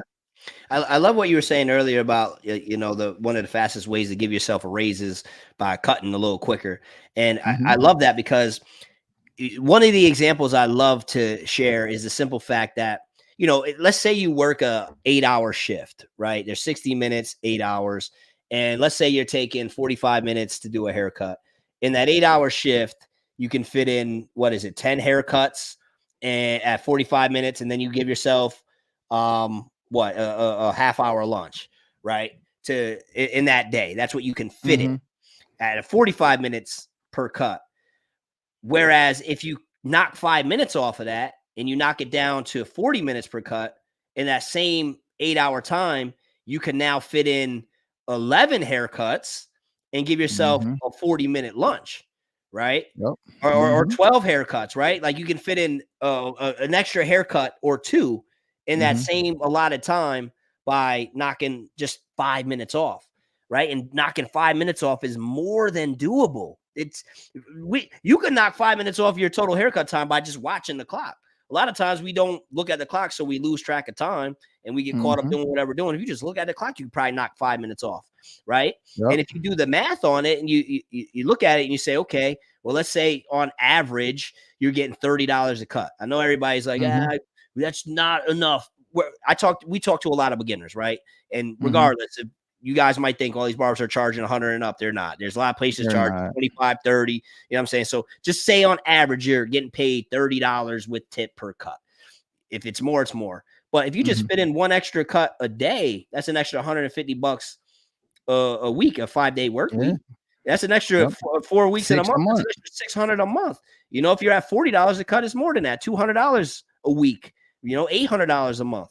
And that, you know, like we were saying earlier, compounds over the year, right? So that's just you fitting in one more cut and doing that by knocking off 5 minutes of your total haircut time. If you do that, that's an incredible retirement investment. Yeah. You know, S&P 500 index fund, and put your retirement on autopilot just by getting 5 minutes faster. Right. And the thing too, I want you guys to understand is like, Marv's course is on fire. Let's go. Shout out to all the course family in the building. If you haven't signed up for the course, sign up for the course. You already know how to go. It's 197 this week. It wasn't that last week. Well, it's a one-time payment, guys. Look at that. 3, 4, 5, 6 haircuts and just paid off. You know what I'm saying? It's paid off. And then you can get, and I guarantee you, if you take it Marv's course, it will give you 5, 6 new leads. Guaranteed. Yeah. That's a fact. But yeah, so I put that up to, you know, my shameless plug real quick. It's marvymarv.com. Go there, sign up for the course. If you sign up because of this live, DM me, let me know you signed up because of this live, and I'll hook you up. But the other thing I wanted to say was, bro, we are in a very weird time where it's like you say things like you can fit in one more cut a day and you can make extra money, and people will hear that and be like, well, it's not about that. It's about working smarter, not harder, right? So why do I want to add more haircuts? It's like, I know you want to speak to it, so I know you're going to snap, but let me just say this. If you're coming in our industry, in the barbering industry, you should understand that your job is going to be to cut hair, bro. I've never seen, in my short career of 12, 13 years, I've never seen so many barbers want to get into the industry but not want to cut hair, want to claim they're passionate about cutting hair but not want to cut hair. And it's just it's the weirdest thing to me. You know, you recommend doing a few more haircuts a day or a few more haircuts a week, and people are like, nah, I don't want to get burnt out. It's like, burnt out?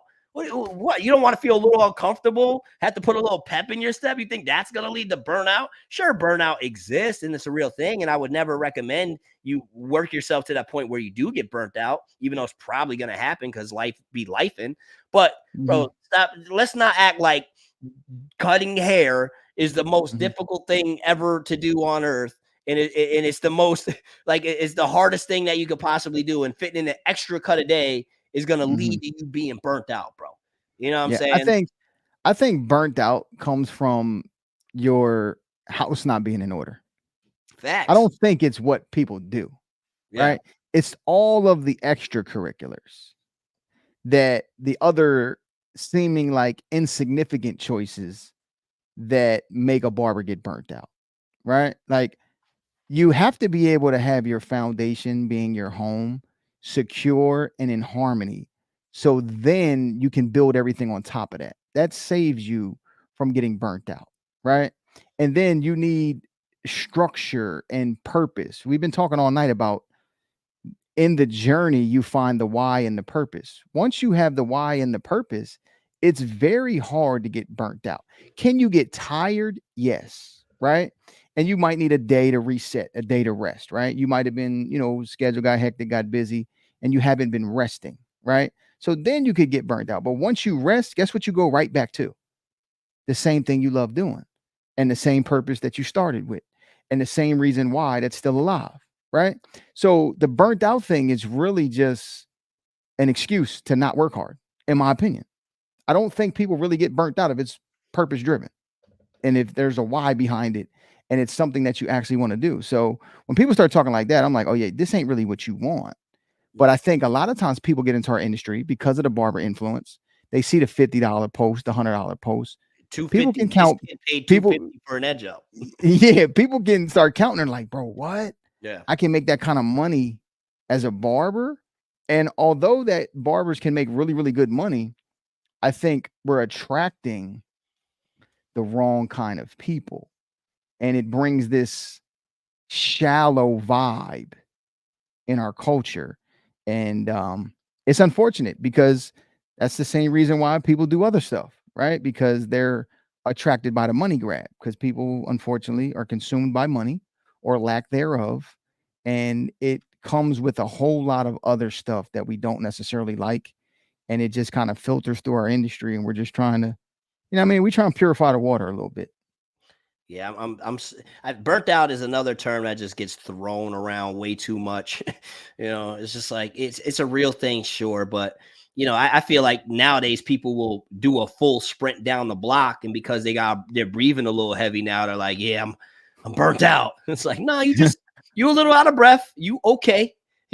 Somebody in the gym working out, they put a little bit more weight than they can handle. They need a spot. It's like, they get the spot and they're like, yeah, I'm done. I'm burnt out. It's like, no, maybe you just, they just throw that term around. Do you even know what real burnout is? Or you just feel a little pressure. You feel a little uncomfortable. You stretching your comfort zone a little bit. You're feeling a little overwhelmed. It's not always bad.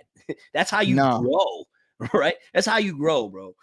And then this concept of work smarter, not harder, right? That concept, to me, it's got to be the work smarter comes after the hard work has been done. Facts. Because how do you work smart if you've never worked hard, right? Then all you're going off of is theory, right? Theory only take you so far. Has to be some practicality with that. And the hard work unlocks the smarter, not harder. But not before the hard work has been put in my opinion. Yeah. So I think new people need to understand it's not, I'm trying to work smarter, not harder. Like they try to adopt these concepts without no sweat equity put in first. And I think a lot of that is because we live in a time of the information era, right? And technically, if you know better, you do better. But there still is a part of this thing that is practical, right? We talked about it earlier. Well, we just put people on contracts. In theory, that's great. In black and white, that looks phenomenal. But in living color, it's not as easy. And I think people need to come to grips with that concept and just go ahead and do the work. Barbers, if you guys are enjoying this conversation, take a screenshot, take a picture, share it to your story, tag me and Will in it, so that way we can show you guys some love. Make sure you subscribe to the channel, follow Will. And put it on the TV, man. Put it on the TV. Throw it on the TV. I ain't gonna lie, Marv, when people got it on the TV, it looks like super dope. Yeah, it's cool, I'm right? like, yo, like I be wanting to put it on my TV, make my kids watch it. No, it's fire, man. It looks fire, and then I think I know, at least for me, I got that ADD, so I like to scroll and look at other stuff. So I just know for me, it's easier to watch something like this on a TV, so that way it frees up my phone. So that's why I be trying to tell them, throw this up on the TV and free up your phone so you don't miss nothing. Because that one moment where you're like, all right, I'm not really caring about what they're saying right now, so I'm gonna scroll. That might be the moment where 10 seconds later, the life-changing gem could come and you miss it because your phone's not free. So that's why I say just throw it on your TV, keep your phone free. Well, I wanted to hear your thoughts on this video right here. You're probably gonna be able to hear the sound. I won't. Just let me know if you can hear the sound when I pull it up. Where is it? This video right here.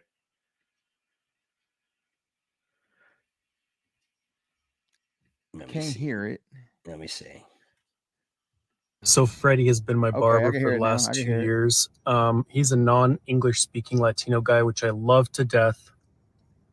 But look what he just did to me. He airbrushed my head white. People are already asking me, who dyes my hair white. I'm a naturally gray-haired guy. And he did me dirty like that. Look at that.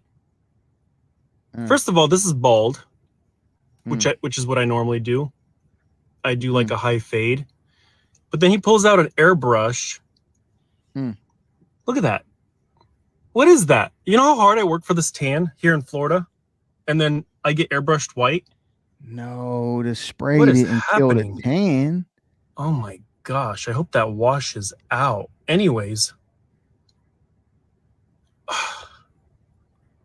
He got paint on the tan. So Freddie has been my barber you've seen for that, the last right? 2 years. So then he's a non-English so you've seen that. So now when you go in the comments of it, actually, I don't know why I just exited that. I didn't mean to do that.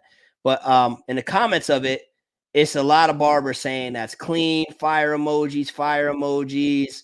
I don't know. I'm against enhancements, but that looks fresh. Looks fresh. Wow. AF. As a barber, I approve this. That man got you all the way in there. Freddie doing you a favor. Cuts fire to cut fire. He enhanced you. Best haircut you ever got. Got you right. He blessed you. All these barbers saying this. What are your thoughts on that? I would love to hear your perspective, where this is a video of this guy who clearly is trying to portray, whether he's trolling or he's serious, he's portraying he doesn't like the cut. But then in the comments, all the barbers are telling him, you know, that it says two things to me. Number one, it says that it's a terrible haircut. And number two, it also tells me barbers care more about what barbers think than what the customer thinks. Number one, the reason why it's a terrible haircut is not because of the work is done, the work that was done. It's because of the context. The dude is unaware. He's looking at his cut. He probably wanted to FaceTime his wife or something, or a friend or whoever, and he's looking like, oh my God, look at this white paint on my tan. He cared about his tan.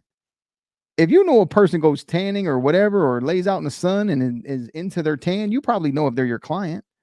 But this guy sprayed the paint on because he was worried about it being fresh to get barber's approval, right? Because otherwise, if it was just about the client, you wouldn't have did it.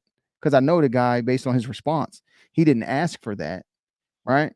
But then what validated homeboy who did it, I don't know. He's probably a really, really good barber. Dude, been going to him for years, so I'm assuming he's good. All the comments made him feel good. He got that dopamine hit. All them barbers like, yo, I think there was one in there, I think that I saw that you were like, yo, he said like, you don't deserve that barber.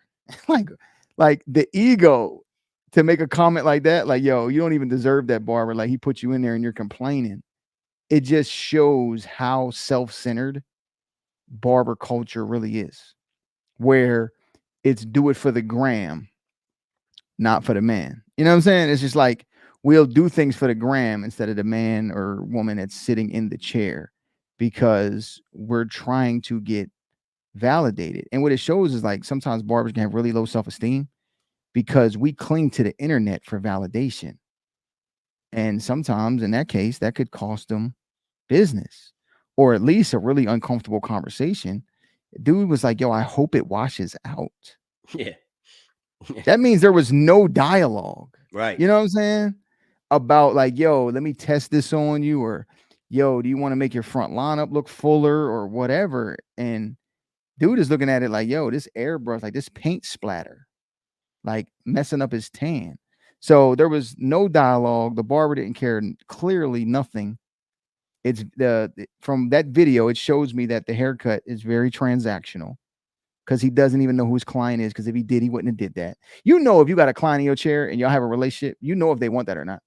You know, and it's just unfortunate, man. I hope dude can, go back in there and they can have a conversation and the barber can change. But based on the comment section, dude's probably gonna be like, look, bro, everybody think it's lit, bro. You tripping. He'll probably say something like that to him and then lose his client. So that's tough stuff, man. That's tough stuff, man, because the client is upset. So that makes it a bad haircut. That's rule number one. The client doesn't like it, it's a bad haircut, regardless of what you think. Right? We know that, consultation 101. But then he went and put it on social media, right? Because he wanted the validation. So that may pump his ego up a little bit more. So with the next interaction, he may disrespect the client even more and ultimately lose him. So tough stuff, man. Tough stuff. It's just a bad example, and it's unfortunate, man. It's just Yeah, unfortunate. to me, what I seen, my initial thoughts when I seen the video and then I was reading through the comments is just like there's just such a disconnect from what clients want and what barbers think clients want in our industry, and I think we think clients want these things because we see them so much on social media. In our world Mhm. of scrolling on our phone, that's all we're seeing is stuff like that, right? And that's the phone has become our world. So in our mind, because we follow all this barbering content and we see so much of that, we think that people want this. That that this is what is going to look good on them, not what they've been getting, right? And there are some instances where it does work out, right? But I think a lot of times it's just we're so selfish and we're just looking to create that content piece or take that picture or make that video that gets likes from other barbers on Instagram Mhm. that we don't even care about how the client feels or what they think. And the Yep. craziest part to me too is like so many barbers are saying how fire it is in the comment Yeah. section. Yep. And okay, let's agree that it is fire. Let's enter from that premise that it's fire the way it looks right there, right? Let's say that. Mhm. What happens after he washes it out? Yeah, like what does it look like then? Right? That when all of that paint's done and now he's back to his regular life without all of that airbrush in there, what does it look like then?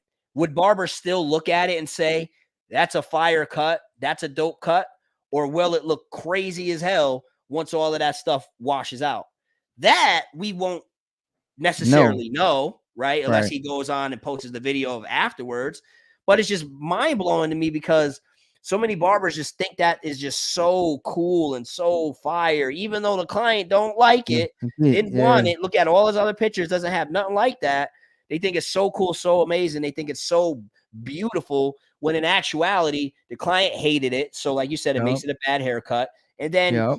it the next day or the following day after that, it might actually be a bad haircut once all of that stuff is washed out. And barbers just don't Yep. even And just and fire the mode. crazy part is he set the room, or he set the video by saying he's been cutting my hair a long time. Mm-hmm.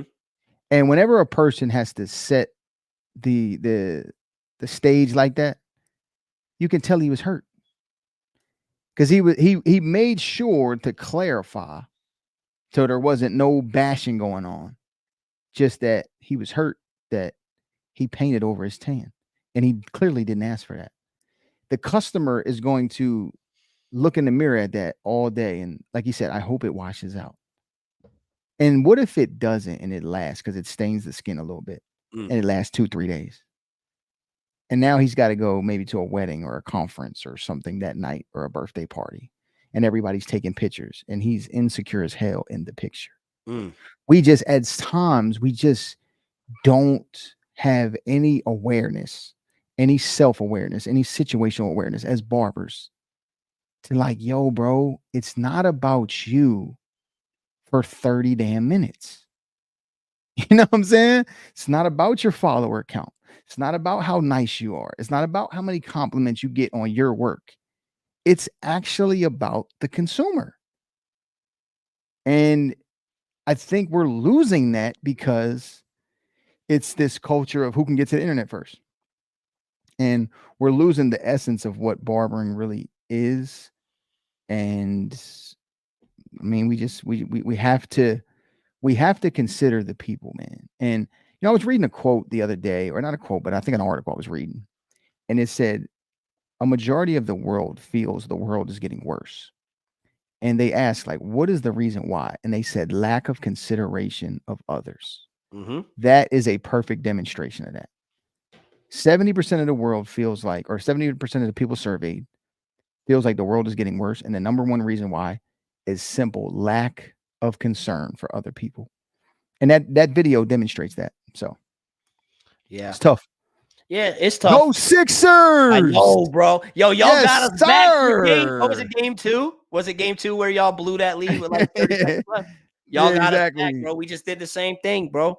Oh, The same thing. Max, yo, I'm looking when you see me looking at my phone. I want to show the highlights, bro, because I didn't see none of it, bro. Yeah, I'm looking at my phone. I put a little FanDuel bet in, right? Yeah. I put a 1, 2, 3, 4, 5, 6, 7, 8, 9 leg in. $10 for 162. Got everything right except Joel Embiid only hit 1 3. I picked him to pick 2. I picked him to hit 2. He was supposed to hit 2 threes. He only hit 1. Got Maxey right, Tobias Harris right, Kyle Lowry right. Hit every leg except for Embiid. He let me down.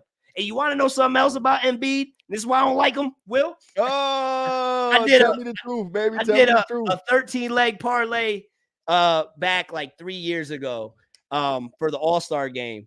And I picked a bunch of over-unders. And I did something wild. So I put $30 up. I would have won 13 grand. I picked Embiid to go under. He went over. So since that day, he's not. I can't stand him. I can't stand him. But it's cool. 13 grand. Hey, I usually don't do the betting like that because I just feel like it's you throw money away. But when the playoffs come around, I like to have a little bit of fun with it. The playoffs and the Super Bowl. Put a little spice on the game. A little 5, 10 pay attention. I ain't mad at it. But shout outs to the Sixers. Y'all got us back. Now we we go back to New York to wrap it up. To Philly, man. We go back to Philly. We were just in New York? Yeah, y'all lost at home, bro. Oh, I'm wildin'. That's how I went to the gym. Game 6 in Philly. Oh no. I think we coming back for game 7. Oh no, we ain't coming back for game 7. Okay, yeah, I think we are. No, we're not coming back. Yes, indeed. How we blow that? Maxey showed up. Yeah, he had 46 points, bro. Ooh, he said Brunson ain't the only one. Yeah, no, that's fire, man. I like Maxey a lot, bro. I do too, man. His work ethic is top notch. I like. And you know what's so crazy? The journey, man. When he was a rookie, his house caught on fire with his family in it. Really? And he spent his whole rookie season like living in like a high-rise hotel condo. You know what I mean? And still was able to stay focused and develop. Like his whole family though, like they woke up in the middle of the night, like the whole upstairs attic and everything was like on fire. And his whole family lived there with him. You know what I mean? Because he come from humble beginnings. Yeah. And he stayed focused and he's grown every year. So I'm inspired by stories like that because it's like, yo, even when you're like, oh yeah, he gets paid millions of dollars, he should practice and play hard. But it's like, yo, bro, your house was on fire while you was asleep.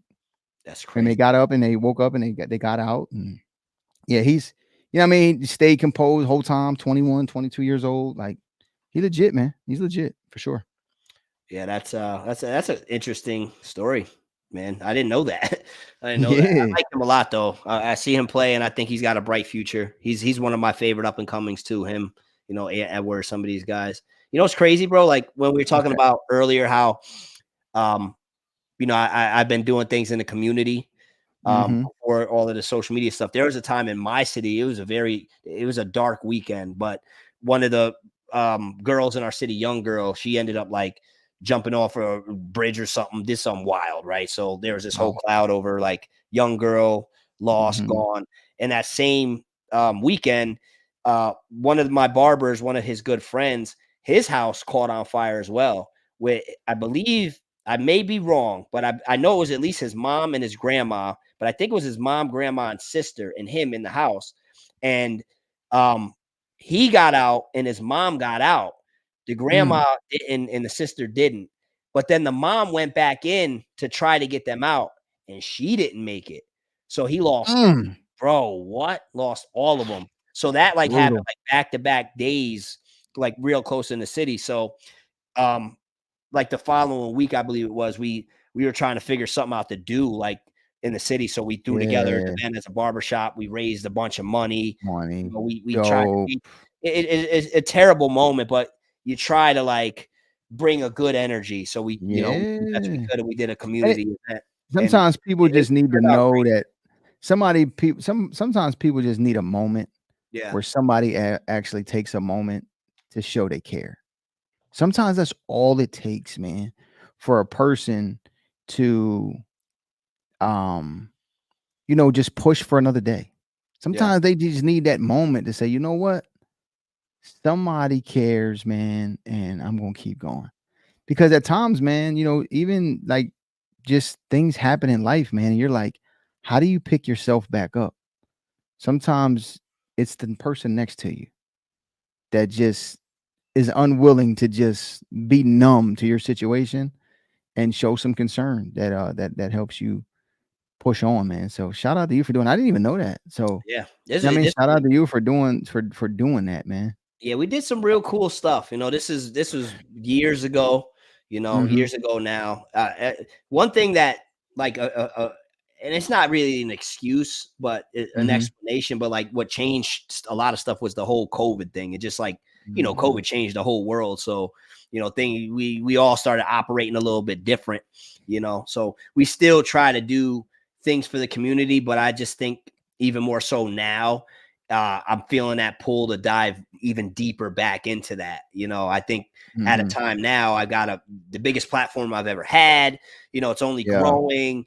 I'm wiser. I'm Mhm. acquiring more resources. And Mhm. it's like, okay, we can do so much more for the people.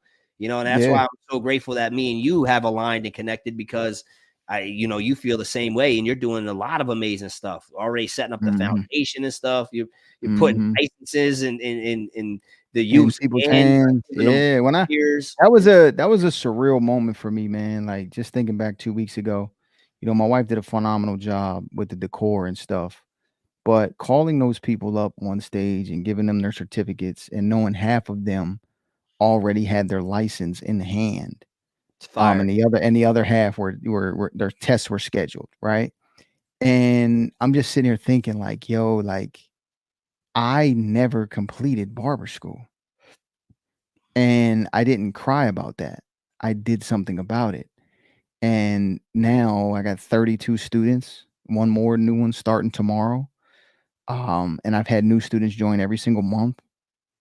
To now, it's really like starting in July of this year coming up, there will be somebody who graduates my school every single month to infinity and beyond. And it's just surreal thinking about that. Like people just being able to, you put a resource in place that people can use and you'll always be a part of their story forever. You know what I mean? That's real influence, that's real impact. And in a world when, when I first wanted to start opening up a school, there was division, right? Where it was like anti schools, like go to YouTube. You know what I mean? Like you don't need school and schools are trash and stuff like that. And I used to hear all those things. And, I was just like, you know what? No, something can be done about it, but somebody's got to step up and do it. And, I learned a while back that crisis doesn't create leaders, it reveals them. Mm. So I worked in barber schools, and if you've ever been to one, some of them are a crisis. But when a leader walks in the room, people know it and they feel it. And I just, felt called and compelled to say, look, man, somebody's got to do it. So I've always lived by why not me? You know what I mean? Like when certain things happen, like why not me? Why I can't do it? Why does it have to be somebody else? And I think people need to take responsibility at times when unfortunate things happen to them to be the change they want to see. I love it, bro. Barbers. Y'all enjoy the conversation or what? Flood the chat with as many gems as you possibly can. And let me know. Let us know how you guys are feeling about the direction we're taking Gem Talk. For the foreseeable future, you're going to be getting a lot of me and Will. You know what I'm saying? You're going to be getting a lot of us. We're very much in alignment with what we're trying to do here Mhm. while we got this time on Earth. So, we're working together to do some really, really dope stuff. And we just thought it was a great idea to do Gem Talk this way, where we're the ones having the Gem Talk. I had a lot of Mhm. fun. I thought a lot of the Gem Talks were great initially when I started it up, but I love the direction that we're headed now, and I know you guys do too. So make sure you're subscribed to the channel if you haven't already. Make sure you follow Will if you don't, follow me if you don't, Mhm. the like button, all of that fun stuff. Take a screenshot. Let us know some of your thoughts. Yeah. In the story post. And also don't hesitate to reach out if you guys got ideas of different topics you want to see us cover, Mhm. in the barbering industry, business, life, whatever you want to hear us talk about. We're always open to suggestions and ideas. You know what I'm saying? So, yeah, just hit us up. Also, if you haven't done so already, you can head over to itsmarvymarv.com. Check out the merch. Check out my social media course. You know, all of that good stuff. You can find out all about all the resources I offer at itsmarvymarv.com. And you heard us talk a little bit about how Will created the foundation with the school and all of that amazing stuff. You can check out the foundation that they have created at profreshfoundation.org. More information Yep. about that. Will, We're anything you want to creating, yeah, just with the foundation, man, we're creating resources and partnerships to help elevate the barber industry. We all can agree it needs to be elevated. We all agree education is a major part of elevation. And if you ever want to help me further my mission, just visit that website. You can make a donation. You can do whatever it is. You can even share it on your page. You can follow the page. Just support what we got going on, man. And all of that stuff in the foundation, it goes directly to the students. By law, it has to, right? So it's not me, it's to the industry, and I just can't wait to be able to start giving away scholarships for people to actually come to barber school here in the city of Atlanta. And It's gonna be I huge. just think the impact's going to be incredible. I'm going to be getting into helping with the workforce development here in Atlanta. So many people that I know are just on board with what I'm doing. Some of them have been my clients for years. This thing has been built organically. It's something I'm very proud of. There's been 17 years worth of work built into this vision. And I just get to be the, steward of leading the ship, you know what I mean, to create the impact. And I just appreciate everybody who supports that mission and vision. And we're gonna create impact, man. Marv, when he saw me putting it all together, he was like, "Bro, I'm supporting you every step of the way," and that's why we're here now. We want to create positive change. We want to educate. We want to elevate our industry because we both believe that it's necessary for one, but we believe in abundance. And I remember sitting with Marv when we were sitting at a 3-day conference, and he said, "Yo, from this day forward, I only want to do dope stuff. Like I don't want to do the basic stuff no more. I want to do the big stuff, the creating real change, real impact." And it's been 2 years later now, and we're still on that trajectory. So if you It's gonna like this get stuff, crazy, man, bro. just support it. That's a fact. Barbers, I hope you guys enjoyed the conversation. Make sure you send this to the barber group chat. You know what I mean? Like text it to somebody you care about. If you feel like you've got value from this conversation, I'm sure you got some people in your life that could get value out of it as well. So, send it to the barbers in the group chat, send it to your peoples, in the shop tomorrow, go on up in the shop, throw it up on the TV while you guys are cutting so all the barbers can hear it and all the clients can hear it as well, and just pay it forward. You know what I'm saying? We doing our best to empower y'all, inspire y'all, and give back to y'all. So it's your duty to pay it forward as well, the same way that we're doing our best to pay it forward. So And we love come y'all. with transparent game, That's it. real stuff, like no fluff. We ain't selling you nothing. We just want to come and we want to help you elevate, man. So if we're paying it forward, you help us do the same thing. And let's just see if we can dominate the pay it forward vibe. Let's just see if we can dominate that. Like, let's go from selfish to selfless, right? And I teach my students this. It's one of the words in the acronym of professional, but it's selfless doesn't mean think less of yourself. It just means think of yourself less. Put other people's needs in front of your own. And if you can share, and the next person can share, and the next person can share, we all can succeed. Bro is a walking gem. This dude is just he literally, like, if you Google search gems, a picture of Will pops up. You know what I'm saying? Barbers, appreciate y'all for tapping in. We will be back. Be on the lookout. I'll be posting about it. We'll be posting about it. Be on the lookout. For sure. Turn on your notifications on YouTube so you can get the alert. Subscribe to the channel, all of that. And we will see you next Gem Talk. Will you hang out so we can chop it up for a couple minutes? Barbers, enjoy the rest of your day, night, whenever you're watching this. you know, because I know you're gonna run it back. We're sending you good vibes. We'll tap in with y'all soon. All right, bet.